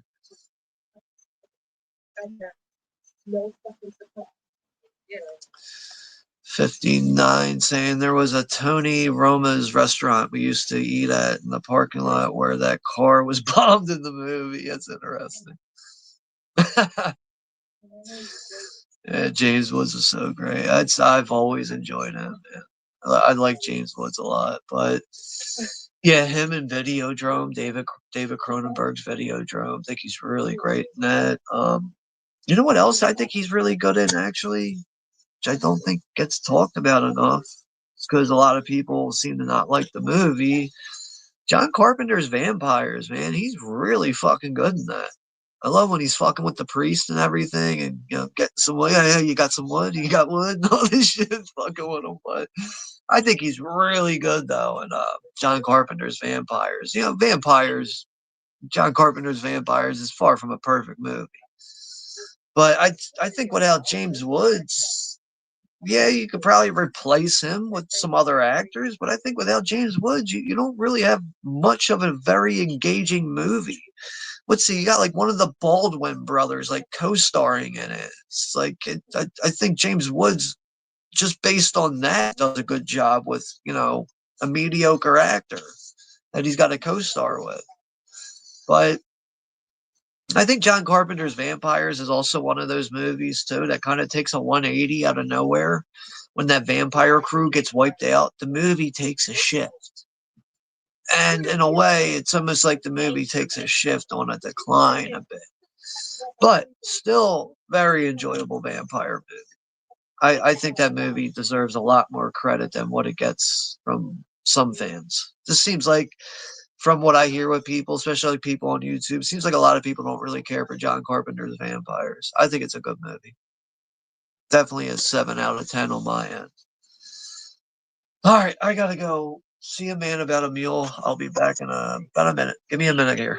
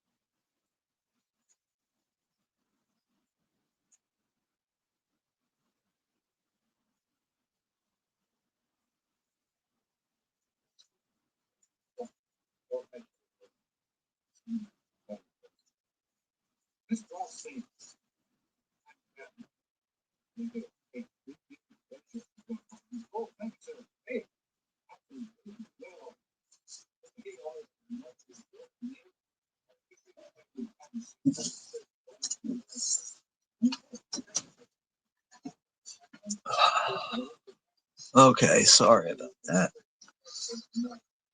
All right, jumping back into this now.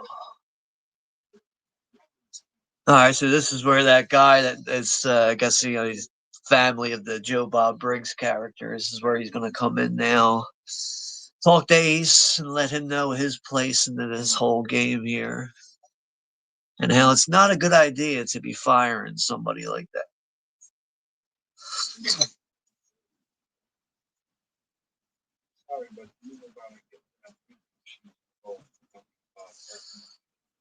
I mean, like, the guy even asked, like, even is there even a way of we could still have him employed, but in a different position? And Ace won't even budge on that. He should have found a way to make this work, and he should have realized that he wasn't just talking to a nobody here. He's talking to someone like this shit goes back generations here. These people just didn't arrive and bought their way into things.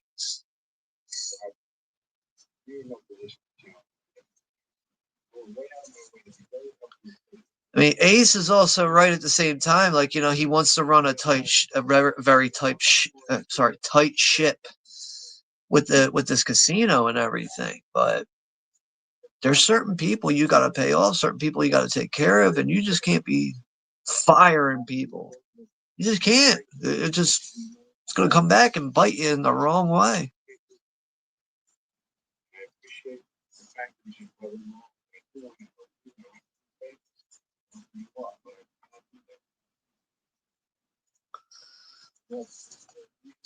What a cutie gizmo. Yeah.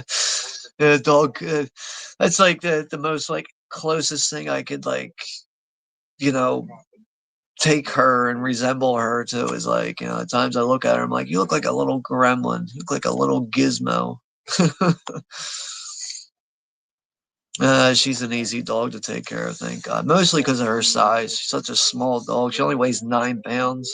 So very easy to take care of. And actually, you know what the hardest part is of taking care of her is leaving the house. Leaving the house to like go out and do something.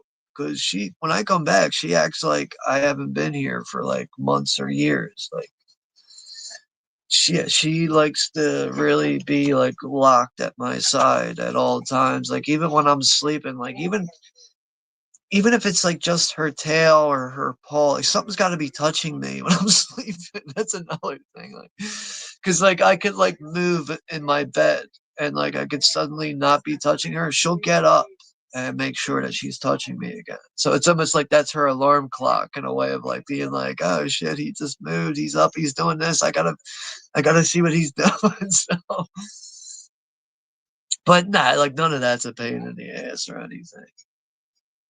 She's a real easy dog to take care of. There's certain things at times that could be like a little aggravating to deal with, but overall, she's a real easy dog to take care of, though. So I feel like bigger dogs, bigger like dogs in size, when they're bigger dogs in size, that's when it can be a little difficult to take care of dogs, especially when you have a few of them. That's another thing I think it makes it easy to take care of her is the fact that I only have just her and that's it.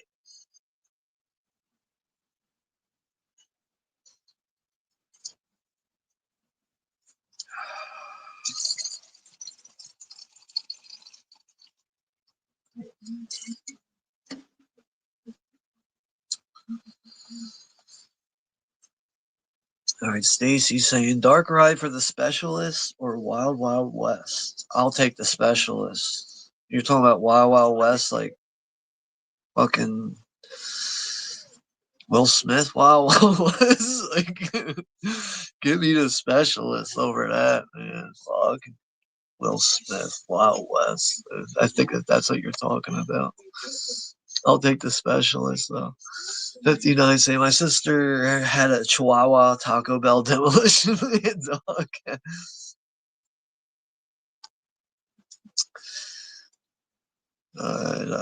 Stacy saying my dog is getting along better with the house staff lately. Well, that's good.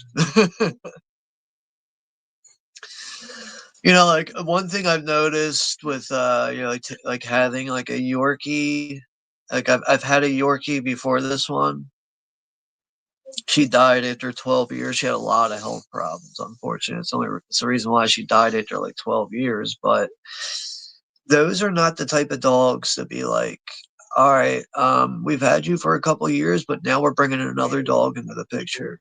No, it's not a good idea at all. We tried doing that shit before, and you want to talk about getting very jealous, getting very snappy. You can only do that shit when they're puppies. You can only have like multiple animals around when they're puppies and kittens or whatever. Do that, when they're already settled into their ways at an older age, they're going to get real snappy, and that's when they become difficult and hard to take care of. But yeah, I learned that with the previous dog. It was like, oh shit, because with the previous dog I had, we brought a cat into the picture, and we still made it work, but man, it was tough. It was like, fuck, should have did a little bit more research on this before just getting this cat and everything. It wasn't that the cat was the problem. It was the dog did not take well to the cat. That was what the problem was. But yeah, if you're gonna have multiple animals and stuff like that, you gotta do it when they're babies.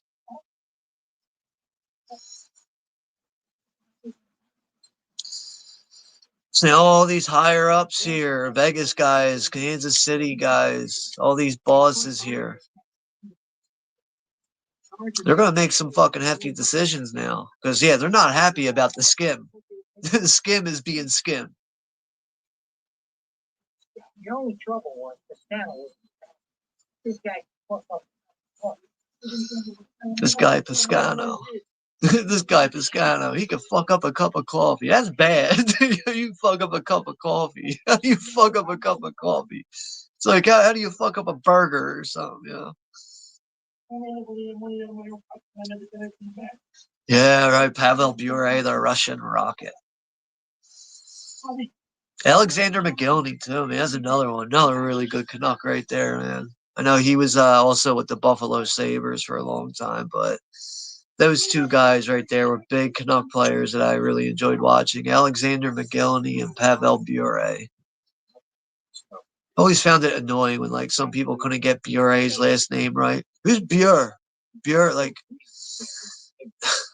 he's not from America. His name's not Bure. It's Bure.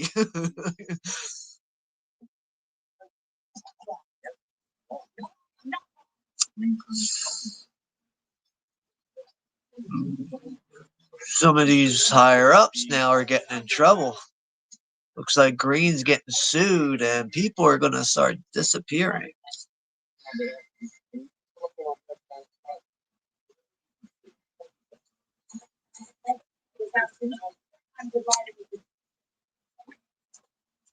We got a problem.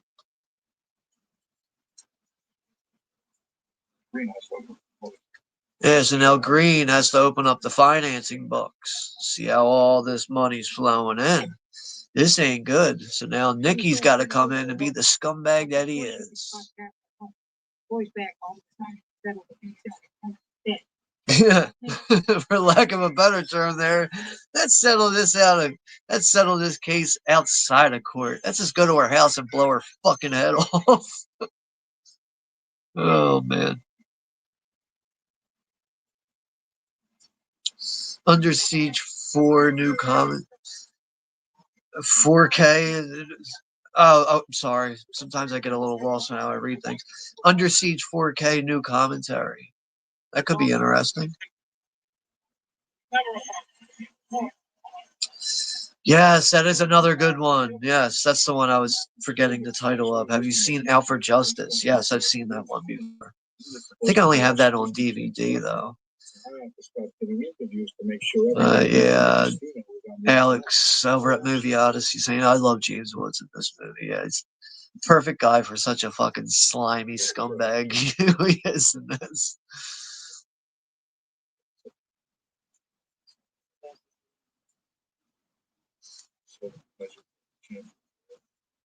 Yeah, like like even the way he talks to Ginger and stuff, and just, I don't know, talks to her like some like half-ass sugar daddy kind of situation thing. Like, yeah. Even just his whole look too, and his weird little mustache and his goofball comb over and everything. Now, this is where the people that have been pissed off by Ace Rothstein are going to start digging into any dirt they can dig up on them. Now they realize that he doesn't actually have. He doesn't have a casino license. So this is going to be easy picking for them. It looks like we're going to have to kick a kite's ass out of Las Vegas. They say we're going to have to kick a kite's ass out of Las Vegas. But it looks like Rothstein's response to this is to, make himself become more of an important person, somebody with a bigger title. So he's going to try to have himself a night talk show or whatever, some bullshit, which is that I think that pretty sure that is like something that really happened with the real life character too. And these guys always got a talking code on the phone because the phones are tapped. Just imagine the stress of that right there.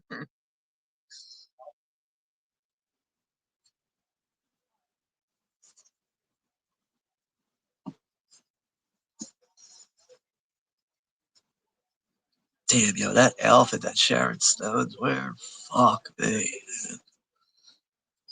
The only thing that's not attractive is her stumbling all over the place like a fucking druggy piece of shit, though. But that outfit's like, ah.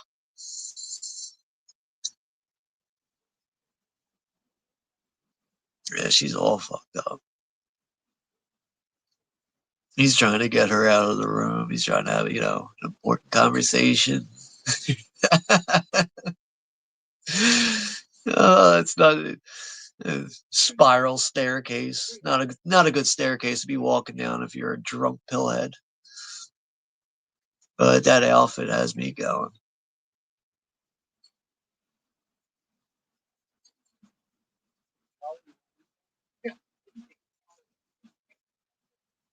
Nicky's just one of those guys, don't want to be seen with him, so you can't have him come through your front door. He's got to come in through your back porch.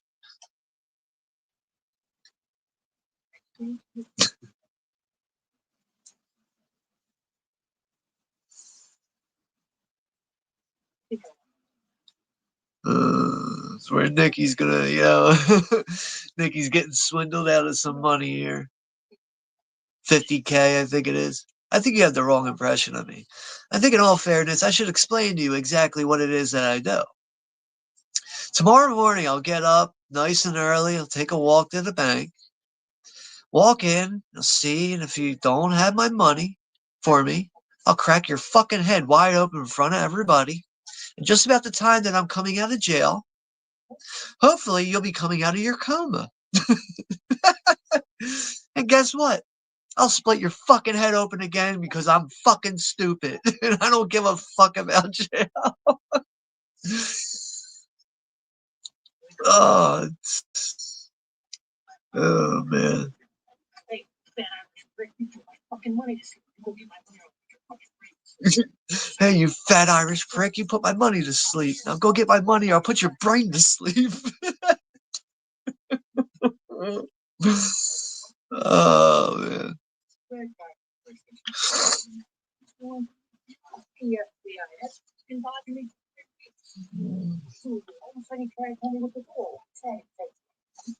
Yeah, that's another good one. Have you seen Hard to Kill? Yes, I've seen that one. See, it really is like for me, like with Steven Seagal stuff. It's like that late '80s into the early '90s was the stuff from him, his movies that I enjoyed, and by like '95 and on, it was just like, just didn't really enjoy Steven Seagal and movies anymore.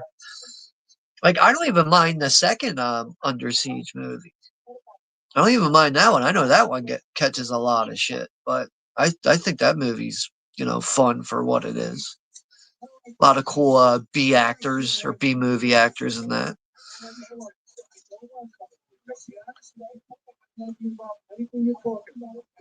DMX was bad with dogs. Apparently, he was. Kevin Pollak used to have a YouTube show. Your facial expressions there described Exit Wounds perfectly. Yeah, it's a bad one. It really is. I don't know what they were thinking with that combo, but I know at that time DMX was big in the music game. So like, yeah, his name was like, just he was a big name in the rap world at that time.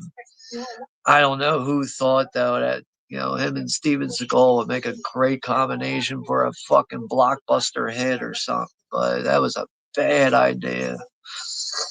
Exit Wounds, fuck me. Exit Wounds, where's the fucking exit? Get me out of here. Fuck this. 59 saying, I found a Steven Seagal DVD, Against the Dark. It looks like he thinks he is Blade. The Vampire Seagal film is under quarantine. I've not seen it yet. You might not want to see it, man. Fuck that shit. I'd say that sounds like a good table coaster right there.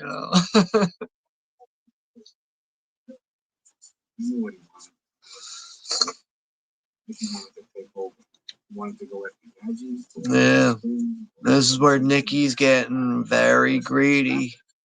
He wants to start going over bigger heads here.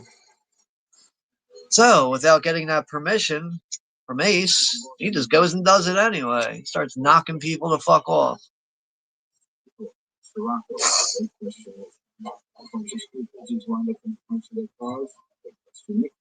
lawyer.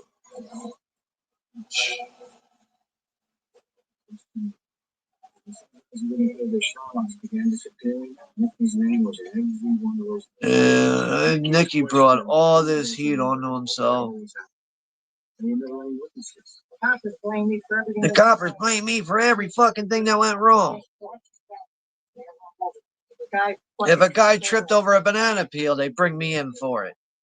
I mean, they complain day and night because things don't run smooth. Well, in my line of work, things don't run smooth. Sorry. I mean, I'm dealing with degenerate animals. Yeah, he is right there. Oh, I'm sorry things don't run smoothly. I'm fucking dealing with degenerate animals here. It's so fucking true. I don't know what these bosses expect. I mean, Frankie, they found a guy's head in the desert. That's not good.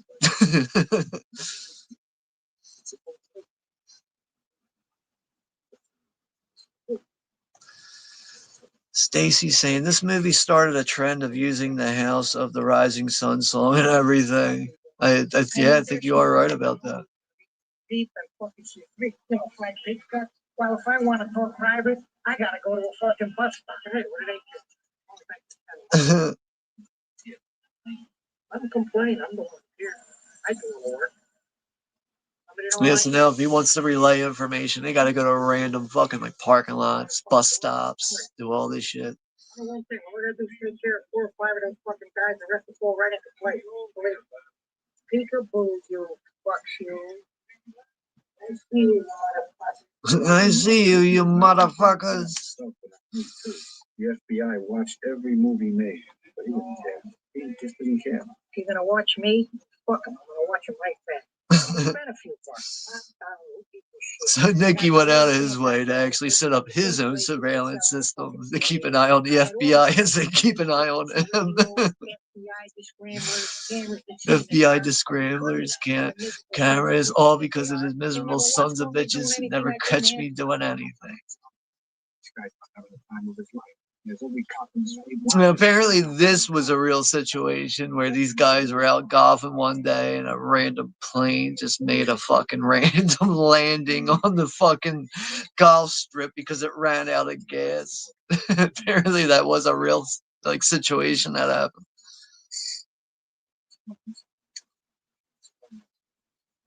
And all this is happening right in front of the legal commission. While Ace is trying to finalize getting his legit license for everything. Like, oh, what's that plane flying through the sky there? Why is it just landing on the golf course? Oh, such shit timing for that, right? And we still got like an hour to go in this movie, I think.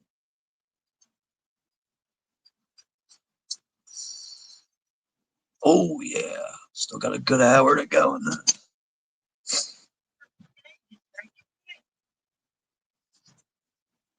The feds were watching Nicky for so long that they ran out of gas. The control board's all like, what the fuck's this all about?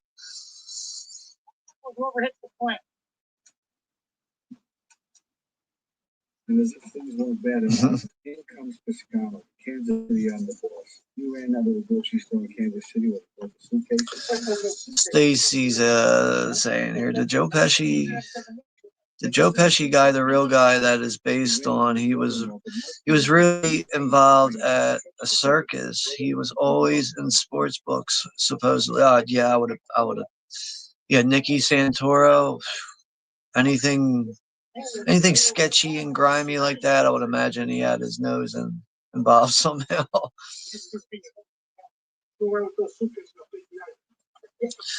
See, that's funny you say that. Nice long epic movie. Yeah, these 3 hours. I feel like every time I watch it, it's just such a breeze of 3 hours. It goes by quickly in a way because it just, I don't know, the movie just delivers, you know, it's just such a rich story too. It's another thing. It's told very well. Everything's executed very well. Before you know it, you're at the credits, and it's 3 hours of your time that you spent very wisely. I'll find out. Scorsese's mother is either getting all pissed off because of the foul language. I'm not the way I feel. But yeah, this guy's obviously got a bunch of got the FBI bugging his whole place. This is where the whole ship's gonna start sinking now.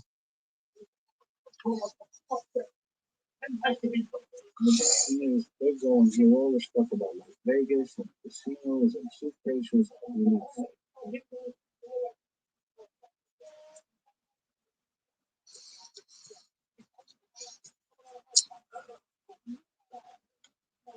Would you believe that such a thing could happen?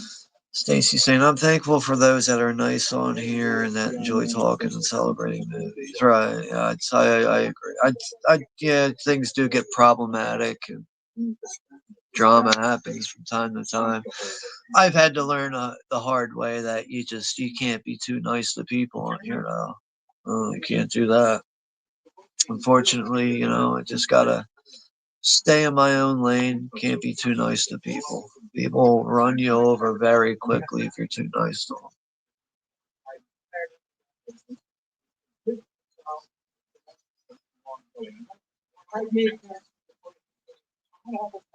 Ah, yes, it's that whole fucking commission trial now. And now they're denying Rothstein's application. And these are guys that Rothstein took care of, which is what I was like relating to when we were first getting into the beginning of this movie. This is, they did him dirty here. But he did surround himself around bad people and also stepped on the wrong toes of the wrong people with firing people like the Joe Bob Briggs character and stuff. If he can't take that into consideration, he's just ignorant to his own fucking bliss.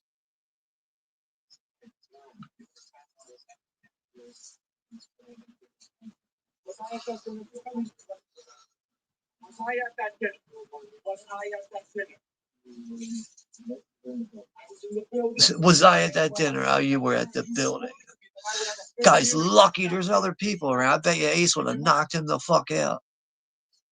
Tell me I was at least at the allow me that.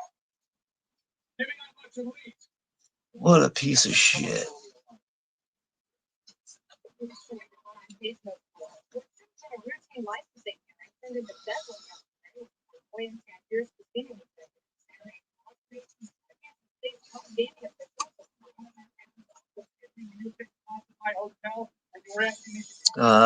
Dave at 4K Lowdown was a good ally of mine. He was great at ranking movies.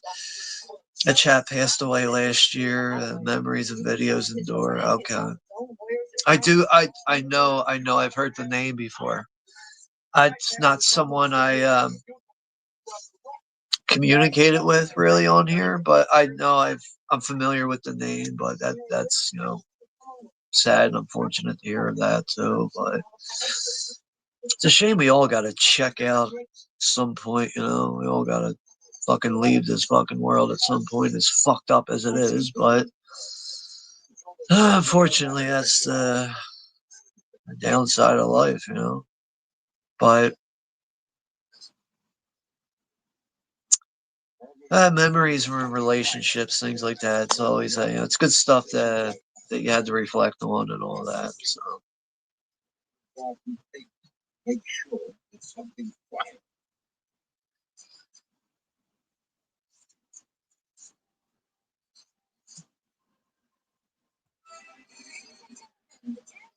yeah, now this is where Ace is gonna have this late night show now.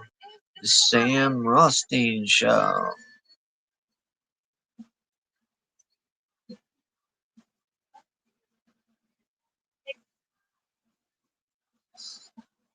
I believe people ate this shit up too. Like, oh my god, we gotta watch Sam's show. Like, fuck these people, man.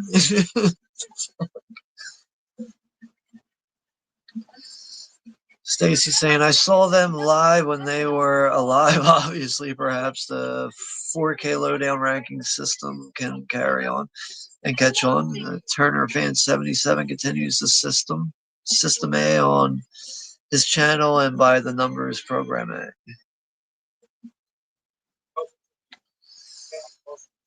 Stephanie saying, yeah, good memories are helpful with the loved ones we lost. That's all you really got left, with stuff like that.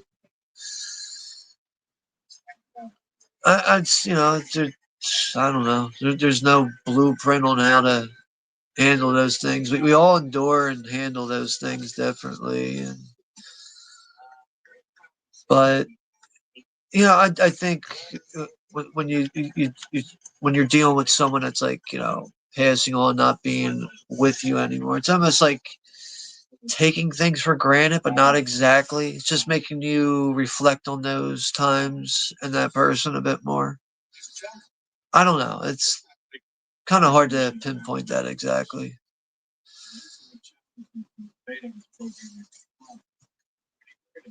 I mean, when it comes to like being like emotionally affected by like people's deaths and stuff, like I try my best to always dodge that part of it. Really, try not to let that really affect me too much. But uh,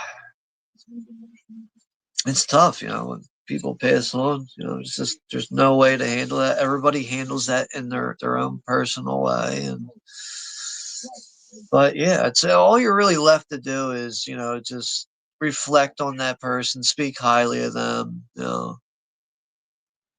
and yeah, that's about it, really.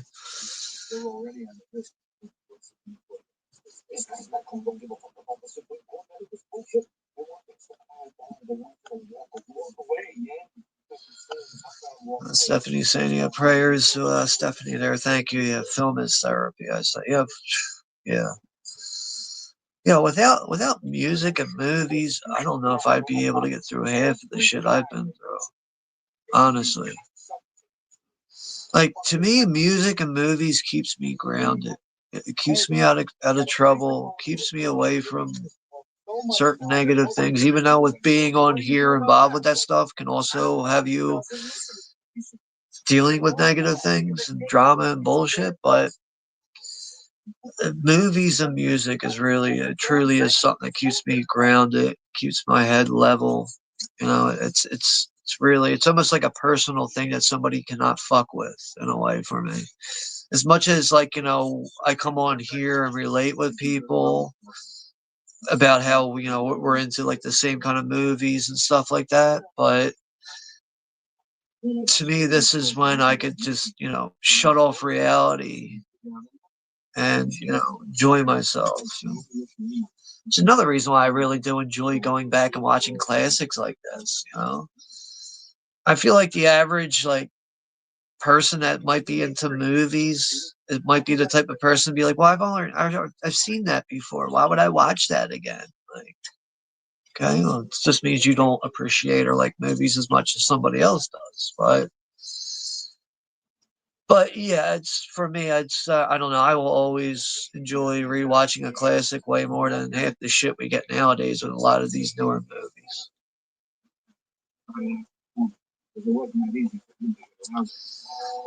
Stephanie saying, I hope everyone can make a list of Craven and Carpenter movies list. Each movie ranked as the filmography combined, just ranking their movies. I think I will try or rewatch some.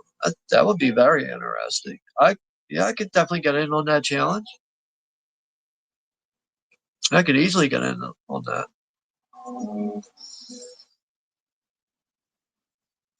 Give me just a moment. I gotta step away from here for just a second, which I'm regretfully doing because this is the desert scene. I'll be right back.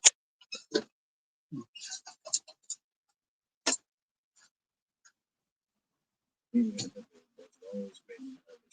a scary place. More like the holes in the desert.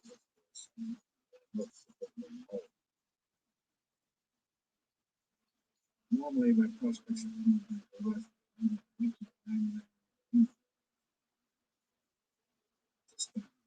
say couple of hundred yards down the road. You hear Missile 66.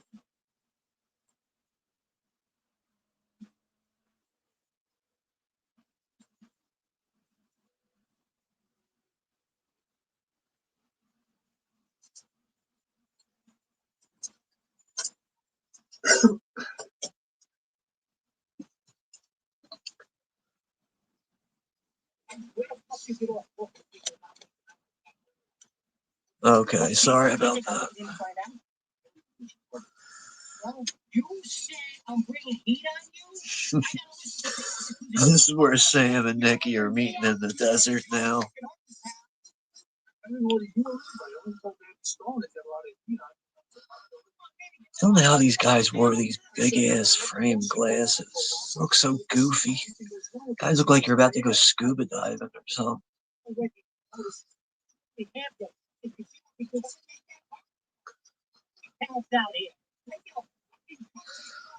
is a tough situation here because Ace is obviously friends with Nikki, but he knows that Nikki is bringing a lot of heat on him. Just the reputation alone is bringing heat on him. So without going over his head, he's trying to go to the higher ups about how he should really just take a vacation, lay low for a little while. You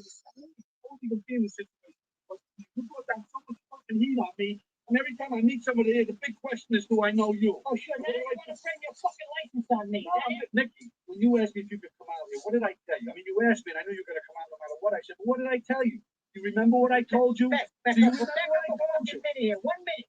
I asked you, when the fuck did I ever ask you if I could come here? He's like, remember when you asked me if I could come out of here? He's like, you remember what I told you? You got to keep a fucking low profile. Did not do that at all. But Nikki wants to claim that without him, he wouldn't be shit. Pretty sure Ace could fucking... I'm pretty sure Ace would be the person he is with or without Nikki. Don't you ever go over my head again, you motherfucker, you.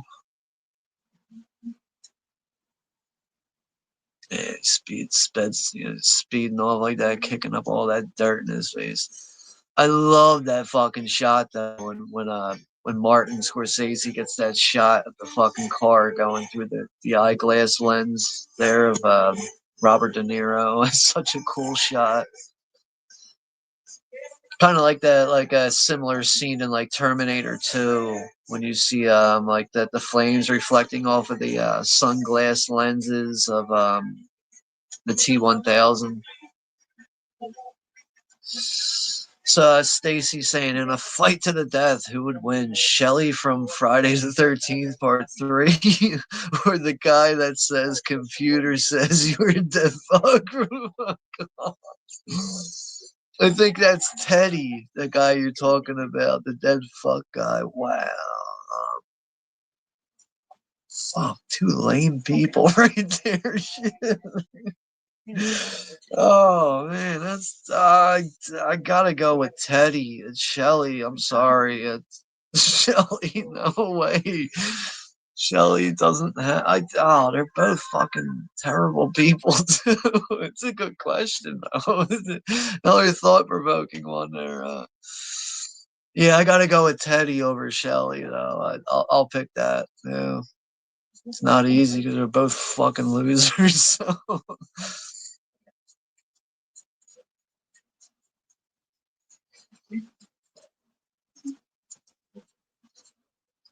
And how's Nicky showing up at the fucking Tangiers? He wants a $50,000 marker.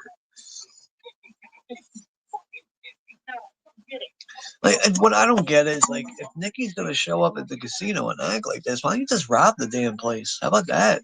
Why don't you just fucking flat out just rob the damn place? Because you are technically robbing the place right now.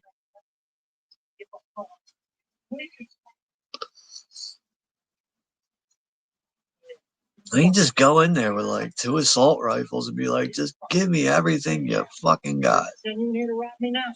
Fucking knocking everybody's dick in all night? You've been knocking everyone's dick in all night. Such good fucking dialogue in this movie. Very realistic. Been knocking everyone's dick in all night. Take this stiff and back it up your ass. He makes that card land right on his shirt on the buttons. So. Take this one and stick it up your sister's ass. Hit me again. Hit me again.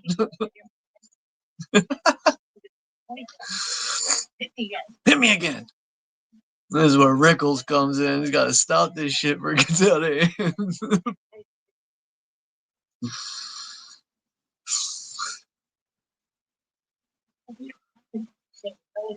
Tell this Jew motherfucker you better pay that marker off.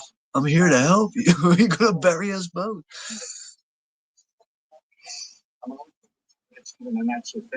He's gonna give him a $10,000 marker. That's bad enough. He's lucky. Wow, talk about being a fucking friend and then some. What are you staring at? What are you staring at, you bald-headed Jew prick? He beats the shit out of him with the. Oh man, poor guy.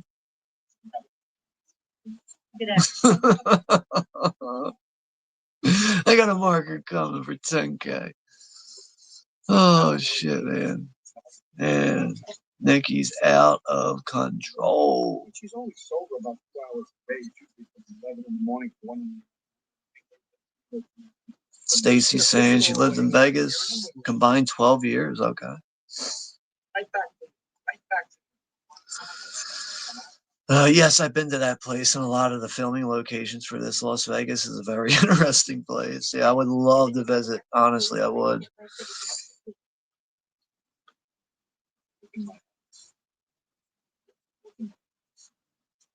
The vice part is crazy. It really is.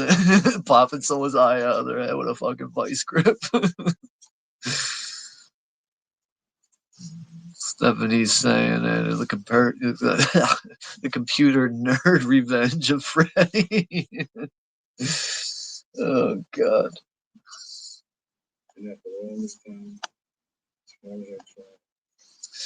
Stacy saying, have you seen the Super Pesci in comedy where he's a slumlord? No, never seen that one. I want to just take a quick look at it. I want to see what year it is, too.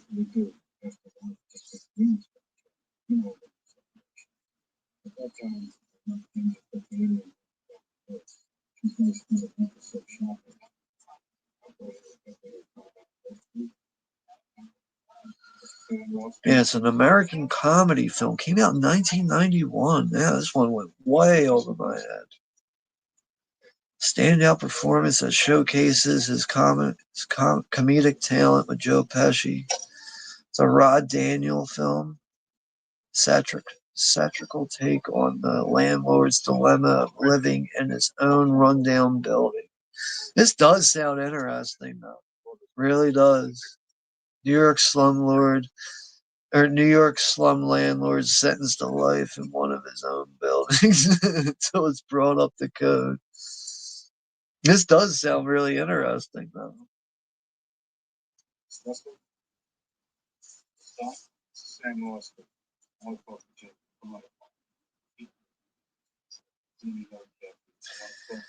In 1991, Joe Pesci filmed The Super. I guess that's what it's called, The Super.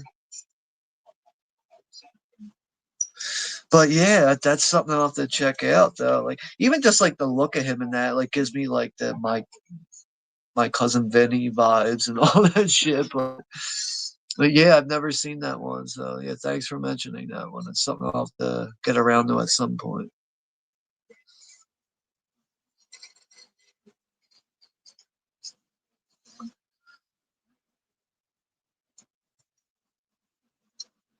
And they're blasting coke in front of the kid and everything.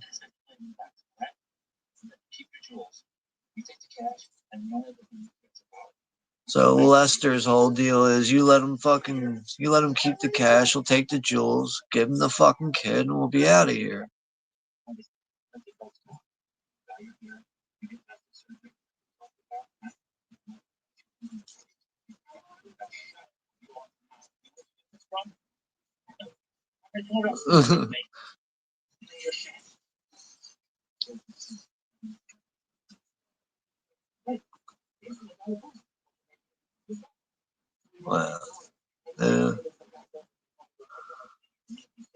least Ginger doesn't underestimate Ace. You know, Lester keeps underestimating him.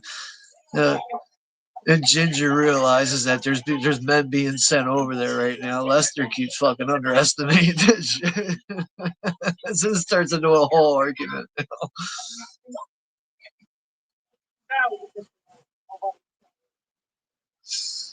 Stacy's saying, I want Godfather 4 help Coppola out of town. Probably could.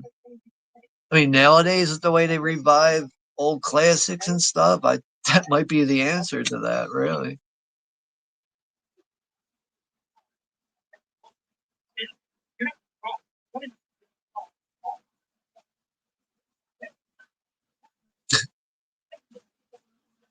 I'm sending this kid to Bolivia in a fucking box. Talking about the daughter. Oh my God. Imagine if Sam heard that shit. He would kill him on the spot. I'm sending this kid to Bolivia in a fucking box. Stacy saying it shows how the new mafia era people will go to Ivy League schools and then get pulled right back in. Wow. Stephanie saying, I heard it was good. Need to see that. Danny DeVito is another I love, like Pesci. Yeah, I really had, like, I don't even think I've seen a trailer for that, really. So it's almost as if like it's like a new movie coming out. Like that's, to me, like that's how much knowledge I have on that. No knowledge on that one at all. So, but it sounds very interesting from just doing that quick look up on it. Have Sofia Coppola help also call up Scorsese to help make Godfather 4, make sure it is good. That's tough. I almost feel like it doesn't matter if you have Scorsese and Coppola. I think it's the times. You know, like that's a tough cookie to swallow right there. I think the times are just so different. It doesn't matter if you have Coppola and Scorsese. It's just the times are so different. Films are made so much more differently nowadays. And I feel like those two names right there just wouldn't even be enough to pull that back to top tier stardom or whatever you want to call it. Just, well, I mean, who knows? Only one way to find out, but I don't think it would be enough.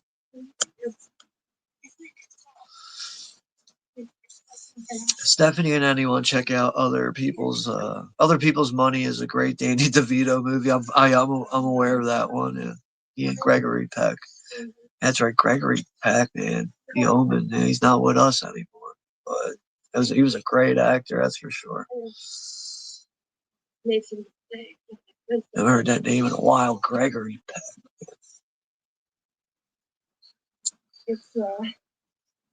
Just where Ginger wants to ask for forgiveness to come back. She only dipped in under $25,000. Like, what a piece of shit. He's okay. I can live with that. If it's any more than 25,000, I couldn't live with it. Ace, get your head out of your ass, bro. What are you doing?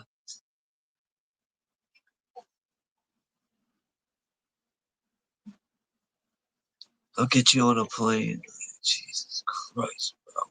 You need to take that little girl, and you need to take your wife, and you need to 302 her, and you need to put her in a rehab.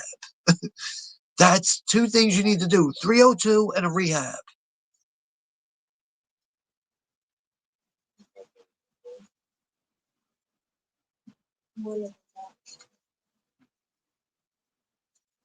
So what did you spend the money on? Clothes, and I wanted a watch. Get the fuck out of here.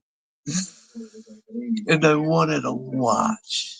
For what, $20,000 watch? Fuck out of here. Wait, where's the watch at then? Stephanie says Sharon Stone reminds me a lot of showgirls I've known and worked with. Okay.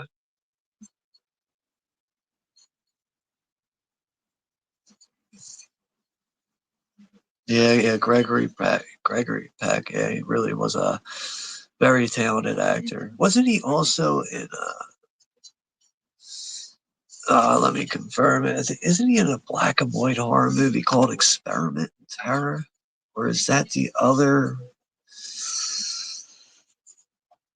Experiment in Terror? 62 Oh, no. Wasn't him. It was the mother from The Omen. That's why I'm thinking of that movie. That actress. What's her name?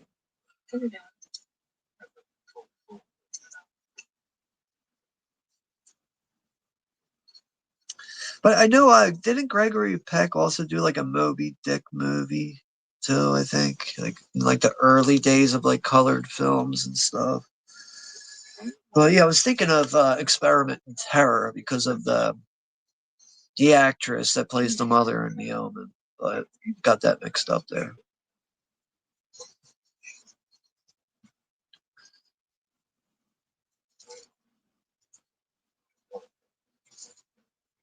That's where he is, where Ace is gonna lose his control a bit. Can't blame him, man. Oh, and you're teary eyed, huh? You're upset. While you and your fucking hustler ass boyfriend are out having a good time on my fucking dime.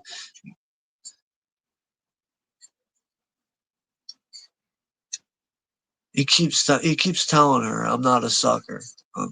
But that pimp cocksucker, he's lucky I didn't kill him last night. Ace, I'm sorry, but you are a fucking sucker. You keep letting this happen.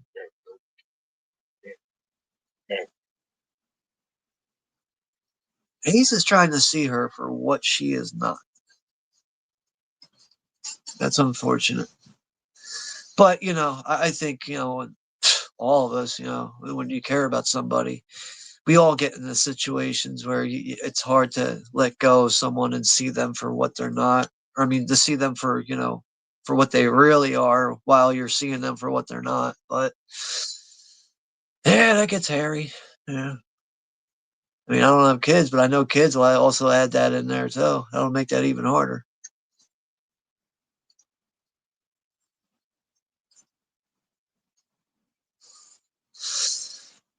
This is when Ace wakes up, catches her on the phone, talking about fucking getting rid of him. Like, not just getting rid of him, but fucking killing him.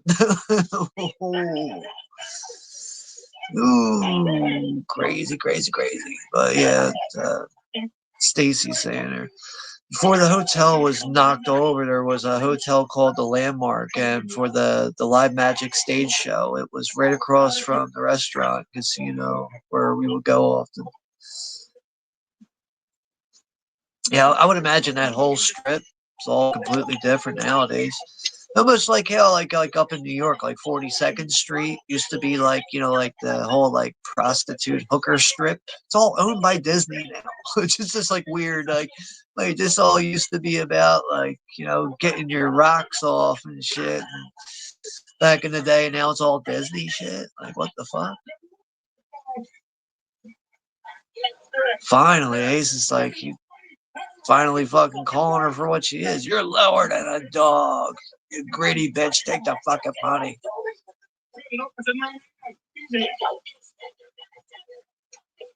She has the balls to put on that fucking fur coat too that she gave or he gave her.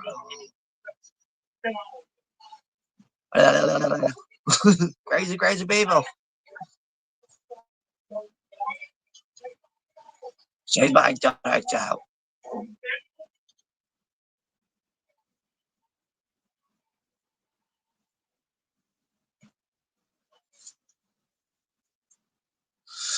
Yeah, that's where things are going to get real sour now.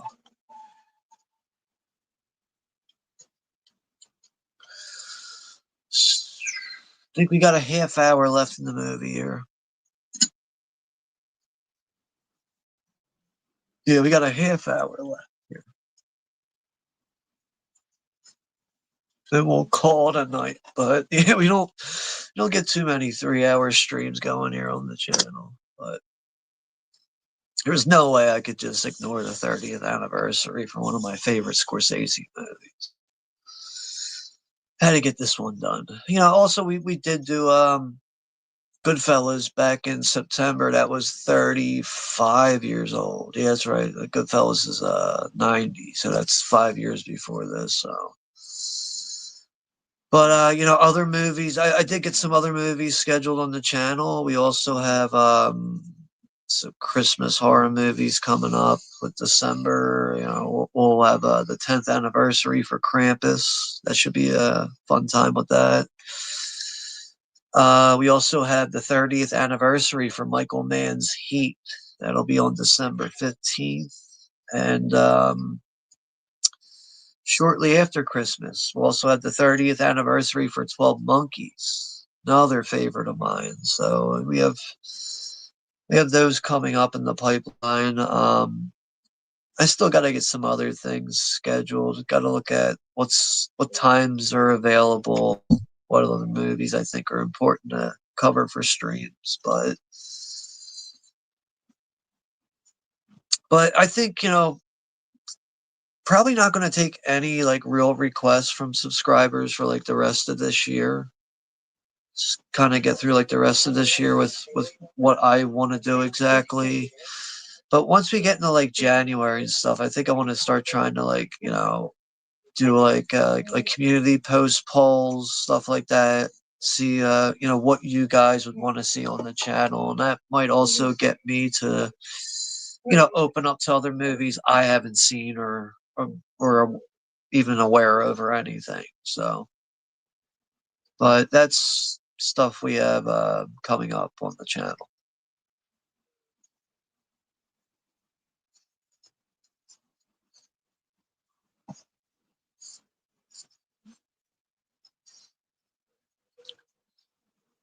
I don't understand like what Nikki thought with getting in with fucking Ace's wife and everything. Like, okay, I understand she looks good. How many women out there, like there's a lot of beautiful women, but like, come on, man, like, what are you doing here? And also to not be discreet about what you're doing. Like, he should be aware that there's eyes on him with what he's doing here, and this is going to be enough to cut his fucking throat. I don't get it. I don't get it. Stacy saying James Woods Brainiac would be good.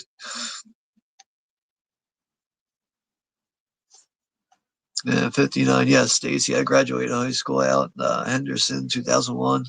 Lived in Vegas for about 5 years. My father is still out there.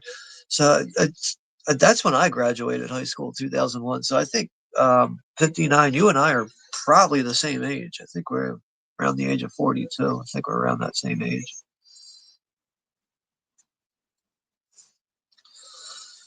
59, a landmark gets toasted in Mars Attacks. Right? God, that's another one I need for my collection. I have it on DVD in like a multi-film pack. And apparently the Blu-ray for Mars Attacks looks like dog shit. So that's another reason why I never bought that Blu-ray. I really hope Mars Attacks gets a fucking anniversary 4K with a beautiful transfer. I really hope that happens. Because I'm tired of looking at that movie with such crap video quality. But yeah, Mars Attacks, what a fun fucking movie. Another one with Jack Nicholson, not Danielson. So it was like the last stream I kept calling him Jack Danielson. I don't know why I kept doing that.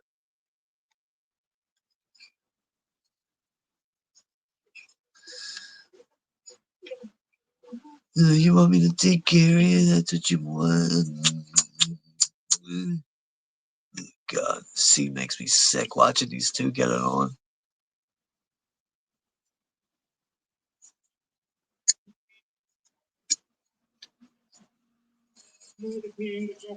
Like, you really thought there was no one watching at like 4 o'clock in the morning? You two leaving this random trailer after spending all night, also kissing out in public? Dumb fucks. She's lucky she didn't get fucking whacked. No, this is great for the boss.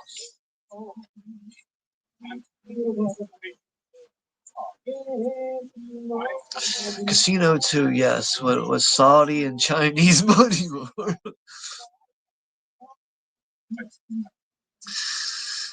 Stacy saying, I like Honey, I Blew Up the Kid. They show the Silver City and the same part of the strip here. And Mars Attacks, Honey, I Blew Up the Kid shows Wild Rivers, not there for years. Hasn't been there for years. Stephanie saying that the sequel is better. Los Monstros. Los Monstros. I have that movie still. I love Rick Moranis. Yeah, I remember seeing that in the theater, actually, being very young. Honey, I Shrunk the Kids. It's like thinking on that now. It's a shame. I think, if I remember correctly, like the reason why Rick Moranis walked away from acting is because like his wife died. And I think that like really affected him, and he was like, I'm done with acting. So if I remember correctly, like that's the reason why Rick Moranis walked away from acting. Maybe there were some other reasons that we don't know, but I think like his wife passed away, and he was like, I have no desire to act anymore.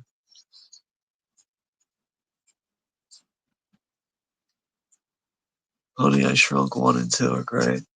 I can barely remember the second one, but I do remember seeing the first one, being a very young kid in the theater. My mom taking me to see that. That was such a cool movie too, like the kids all like being like shrunk in the grass, like the giant cookie and the giant cigarette, and just I don't know. It's just to me that was just like I don't know. It's just such a unique movie in a way back then. It just I don't know. It was hard to compare something like that. Just really blown away by that movie. It's just such a cool movie to grow up with. Oh, that orange suit you're wearing. Who told you to walk out the front door with that? If De Niro's wearing this ugly ass orange suit right now.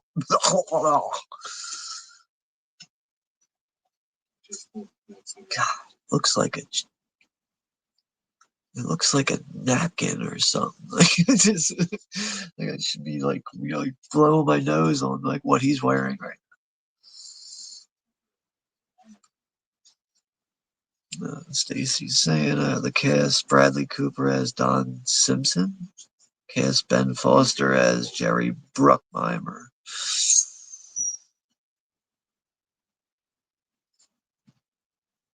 I'll go Ben Foster actually. I'll go Ben Foster. I think that's Ben Foster. I think he's a very underrated character actor. I can't even remember the last time I've seen him in anything modern though, Ben Foster. Maybe I have, maybe I haven't. You know what's funny? Here's something that threw me off of for a long time.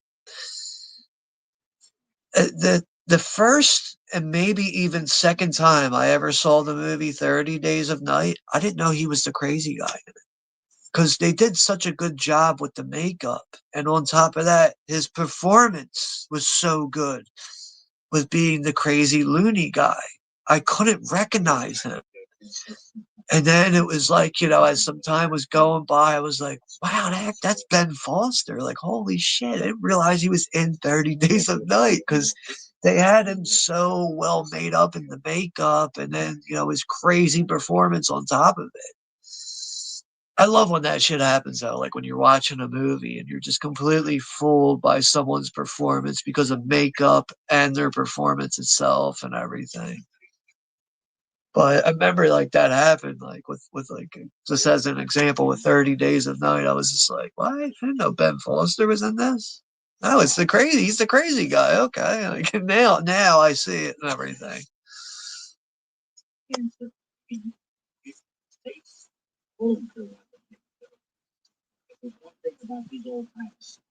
It's just one thing about these old timers. They don't like when guys are fucking around with other people's wives.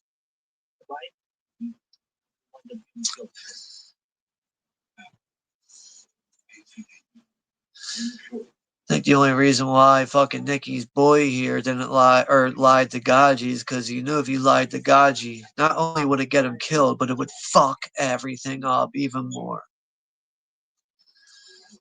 My main concern is Nikki. Remo is concerned about Nikki now. Should have been concerned about him early on. Months, years before.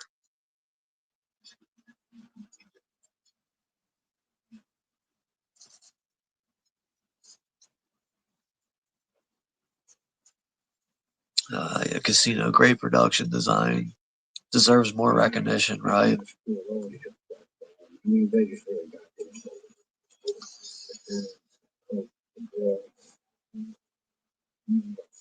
Yeah, this is where Nicky's he's done, man.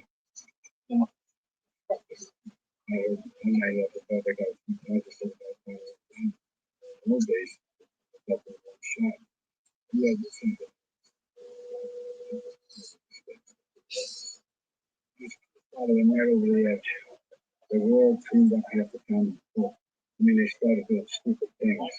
What do you guys want out of my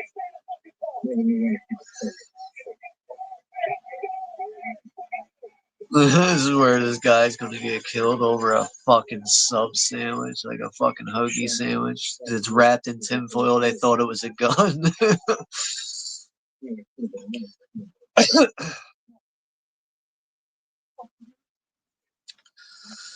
59 saying I usually have the grudge against long movies, but this is one is 2 hours 59 minutes. I can deal with that.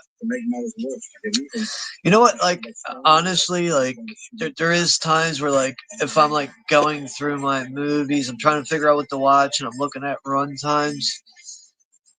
I figured the best way to handle that anymore, which in the past I really didn't like doing, it's just watching the movie in parts. So if it's a 3 hour movie and I feel like I can't get it all in one night, I'm gonna just narrow it down to all right, let's cut it off here and finish it later. I normally don't like doing that, but sometimes it's just necessary. 3 4 hour movie, or like for instance, like a movie like Stephen King's The Stand, like that's like a 6 hour mini series right there. But it's I don't know. It's like it's kind of a double edged sword for me. Like I agree with you, but at the same time, I almost don't. Like I get where you're coming from with that though. But nowadays, I just figure, you know what? Instead of just completely throwing the movie off and just not watching it, why don't we just watch some of it and we'll finish it tomorrow? So I find that to be an easier task to get through a long movie. But like a couple years, just like even just like a couple years ago, if you threw that option at me, I'd be like, no, I'm watching the movie in full, or I'm not watching at all. But sometimes, realistically, when it comes to time restraints and what your time is available, your free time, you just got to take that sacrifice if you really want to watch something like that.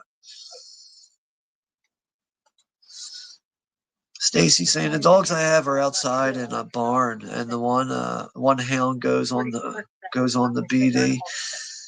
He needs a nightgown on. Some he's asleep all day. That's funny though. 59 saying a lazy dog sounds like my uncle. He was watching her falling asleep at the demolition man earlier on the couch.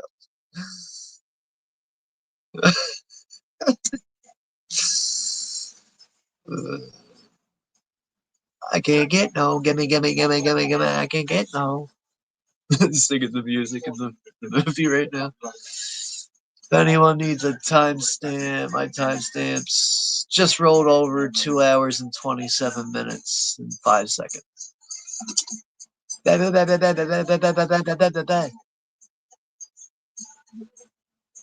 This is like cokehead music right here too.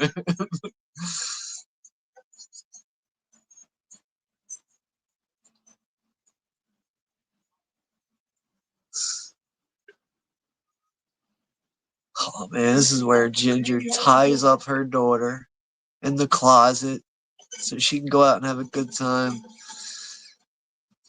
I almost feel like this is like this kind of scene here is like typical to like what you hear nowadays about like a lot of like mothers that like want to go out and they leave their kids in a hot boiling car and they fucking like roast to death in the car because they wanted to go out and do this, that, and the other thing. I mean, besides like watching like TV shows and like movies, I do like to dive into like true crime stuff, and I hear about that shit all the time. Mothers leaving their kids in a hot car to just boil to death. And it's just like, what the fuck? Happens all the time.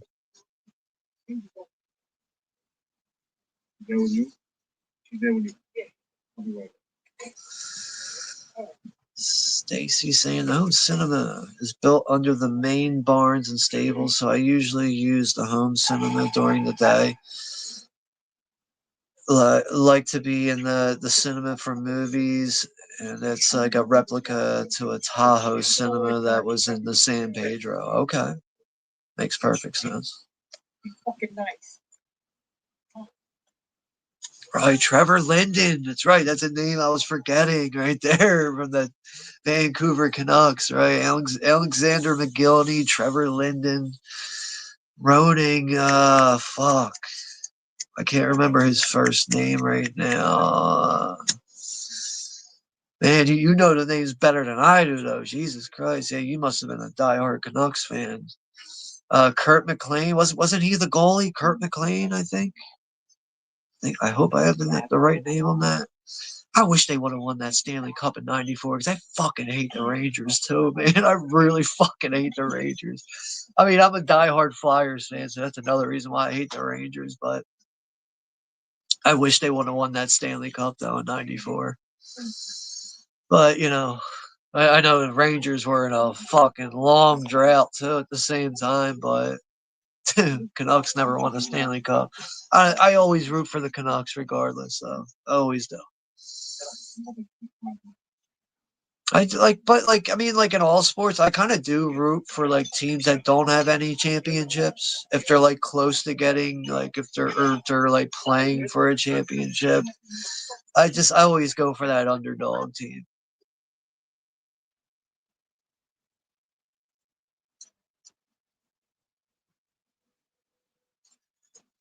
Oh, I can tell by Ginger's outfit right now. I know what scene's about to come up with that gold outfit. This is where she's gonna cause a huge fucking scene. Ooh, this is where Sam went over the line for once. Once a hooker, always a hooker. Never said anything bad about his wife until that moment. He can't take it no more, right? Then put through the ringer.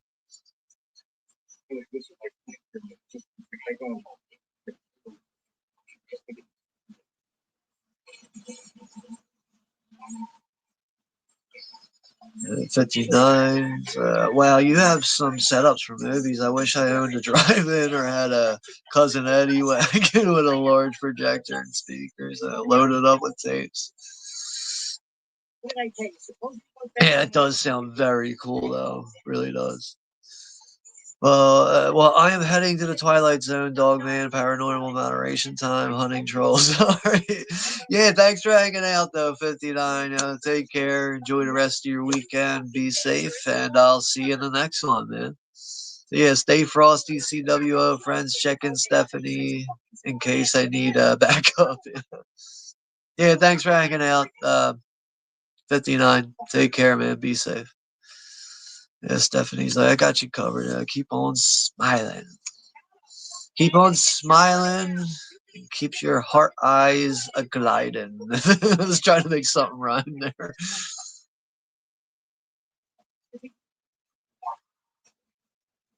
Oh, I love when Ginger and Nikki start fighting, like they're actually like fist fighting here because she's so much taller than him too. I mean, she's the height advantage is just like so hilarious here because he's all small and she's all big as shit. Dragging her down the staircase. Get her out of here. Let's go. That's right. Get her the fuck out of here. I don't need you. I get my own fucking money. I'm going to the FBI. I'm not scared anymore. Man. Ooh. Fucked up big time there, Nikki. Shit's gonna put you in a hole in the desert, bro.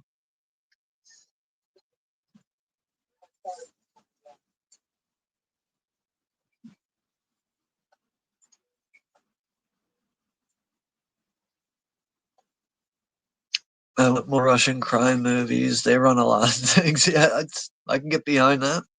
Stacy's saying that. The older Seagal gets, the fatter he becomes. It's so true. I mean, like, I think the last time I saw him in a movie and I was like, okay, this is kind of cool, was like, what was that? Machete. You know, his small fucking samurai bullshit role that he had in it. I kind of enjoyed him in that. But other than that, it was like the last time I've seen him in something where I was like, oh, okay, it's cool to see Steven Seagal in this movie, you know, because it's already supposed to be a movie that's supposed to be like over the top, you know. Other than that, though, it just becomes a fatter mess as the days go along. And oh man, wasn't there like a thing on him, like doing like I don't know, jujitsu, samurai moves, like in like a computer chair, like against people. Shit, I don't know. I remember seeing some video on it, being like, "What the fuck?" He's trying to prove that he can beat dudes up while sitting down in a computer chair now, or something. Like, what the fuck? Like, hopefully that was like a fever dream. Hopefully that didn't really happen, but I don't know.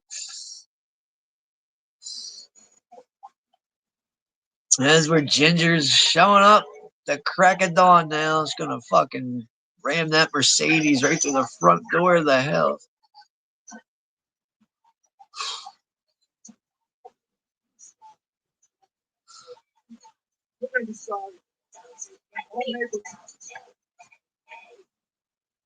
I love how she's like the audacity here. It's just like, where do you feel like where do you feel like you have the upper hand on your husband here, huh? Like, what the fuck?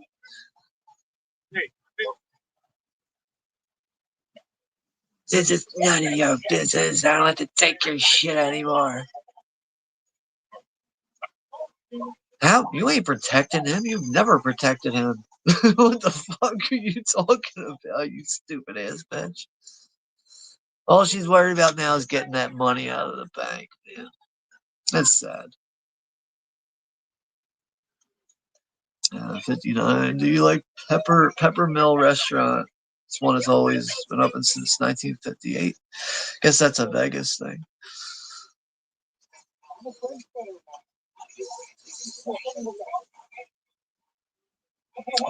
Stacy saying, I love I love a good long movie, way better than a streaming series. Yeah, I agree with that. I think a long movie is better than a streaming series always. Not a golden age for TV, but golden age for movies. Right? Yes, I could not agree anymore with you there. Like another thing that sucks with like streaming services is when it's like a week to week thing and it's like, oh shit, now I gotta wait for like this another episode when I have time to be binging shit. Like that's the only time like Netflix is really reliable. I mean, like HBO makes a lot of great TV series too, but it sucks when you gotta wait till next Sunday to watch the next episode of something. It's like fuck, man. It's always cliffhanger bullshit. But yeah, I will always take a long, long movie over a series. Yeah. Yeah, keep dropping my.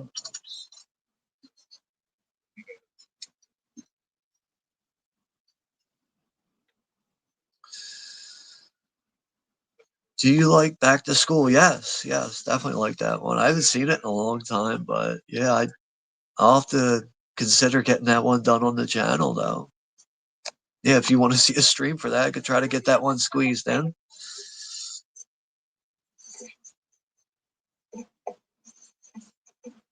All this shit that he has done for you, all this money he's poured into you.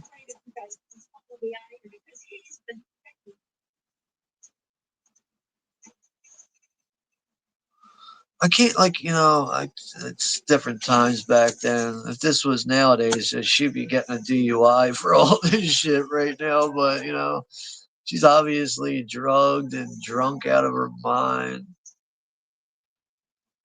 She's got undercovers keeping an eye on her. She don't realize like her every move, every second it goes by just makes things worse, digs the hole deeper. Maybe not for her, but really for her husband and everybody else involved.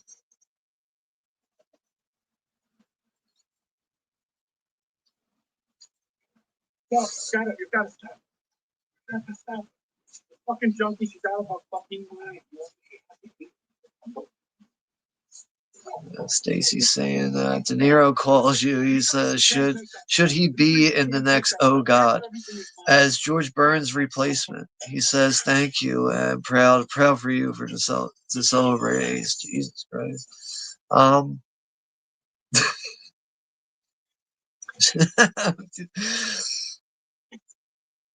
Hmm. As George Burns' replacement, though. I mean, De Niro is really that fucking good, though. So yeah, I'll take it. Yeah, I'll take De Niro. He says, "Thank you. I'm proud for you to celebrate Ace." Oh shit, that's something. Oh shit,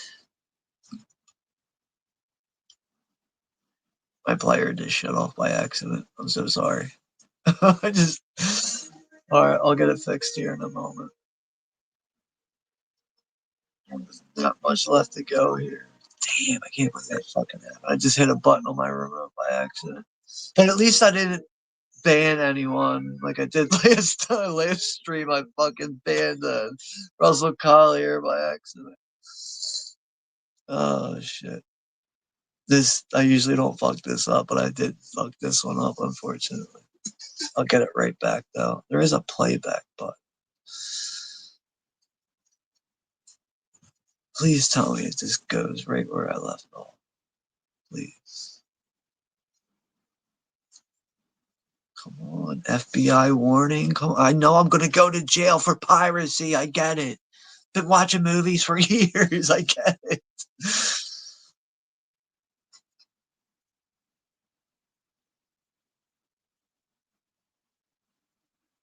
Loading. Hey, we're almost through this movie though.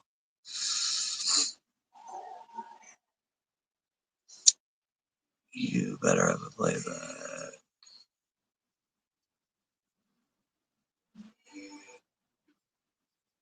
All right, there is no playback, which is weird for a Universal title. All right, I'll get this fixed here in a moment. Copyright notice for what? Fuck is this bullshit?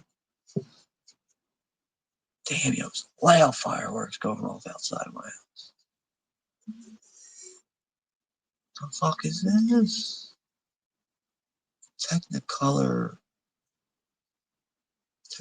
Thompson. I've never seen that before. It's a weird intro. Oh, all right. Let's get back to where we left off.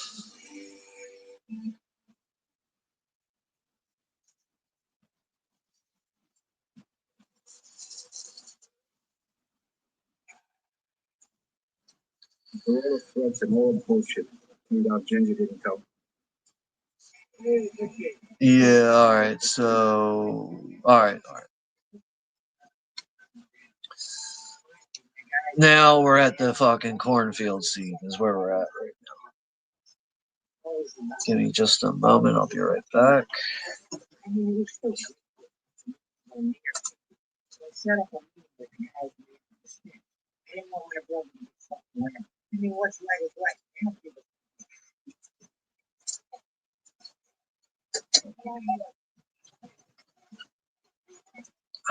All right. Sorry about that. Yeah, this is where Nicky and his brother are getting the shit kicked out of them. Now, I gotta say, man, when I first saw this too, and I saw this scene, man, I was just like, wow, man. Like, it's like another thing I found so crazy about it is the fact that it's his own boys beating the shit out of him in this moment too, like him and his brother. And it's like, wow. It just I think the movie does a really good job at making it seem like these guys are so dedicated and devoted to them as friends that it makes it really hard to fathom that this could happen. You know, like the ones that knock off Nicky and his brother would be people that, that he's friends with. I would expect more of like a random hitman to do this shit or something, but not people that he was doing hits with and stuff. But this is what happens when you're out of control, right?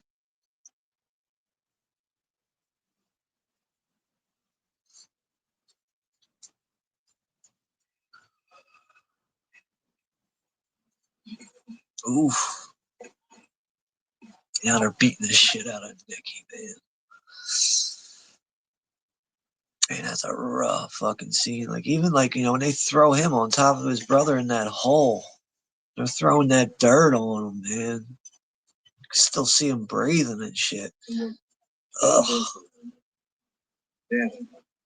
Almost like in the face. So they made an example of him.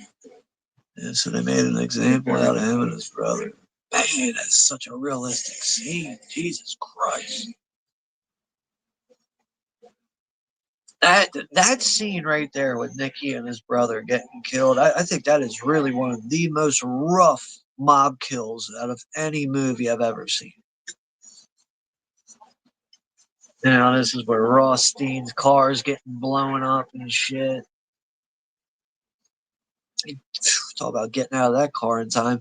Fuck that jacket though. Damn, glad that jacket got fucking all fucked up. That ugly ass orange jacket.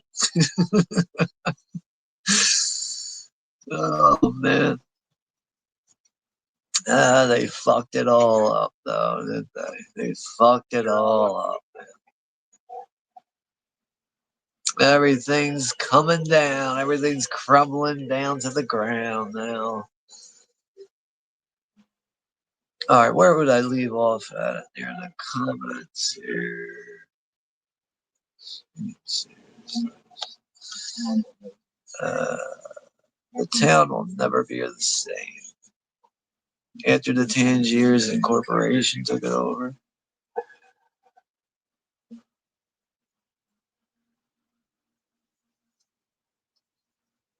While the kids play cardboard pirates, mommy and daddy drop the house payments and Junior's college. And Stephanie saying back to school at Dangerfield is great. MGM music game movie therapy is crazy 88 style too. If Pesci said no to this role, who would you have cast instead? Wow. Fuck. Gary Oldman? Gary Oldman is one of my favorite actors of all time, but I almost feel like Gary wouldn't have the look for it, but he would have the demeanor and temperament for it. I don't know if Gary, maybe Hollywood can get him the look for it, but I don't know. I'm gonna go with Gary Oldman though. He really is like one of my favorite actors of all time.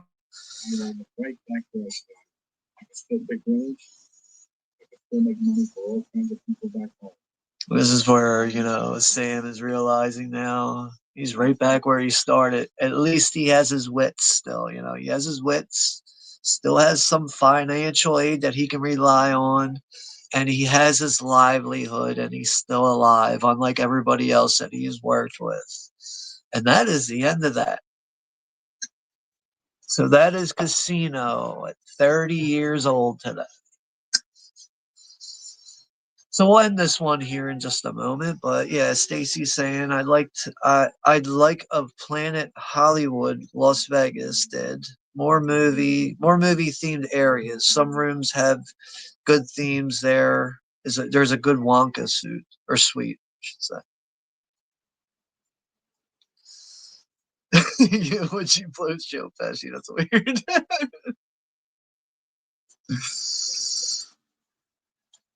But we got Greg. Greg came in here at the very end, but it's all good, Greg. Yeah. It's good to see you were able to slide in here at the very end.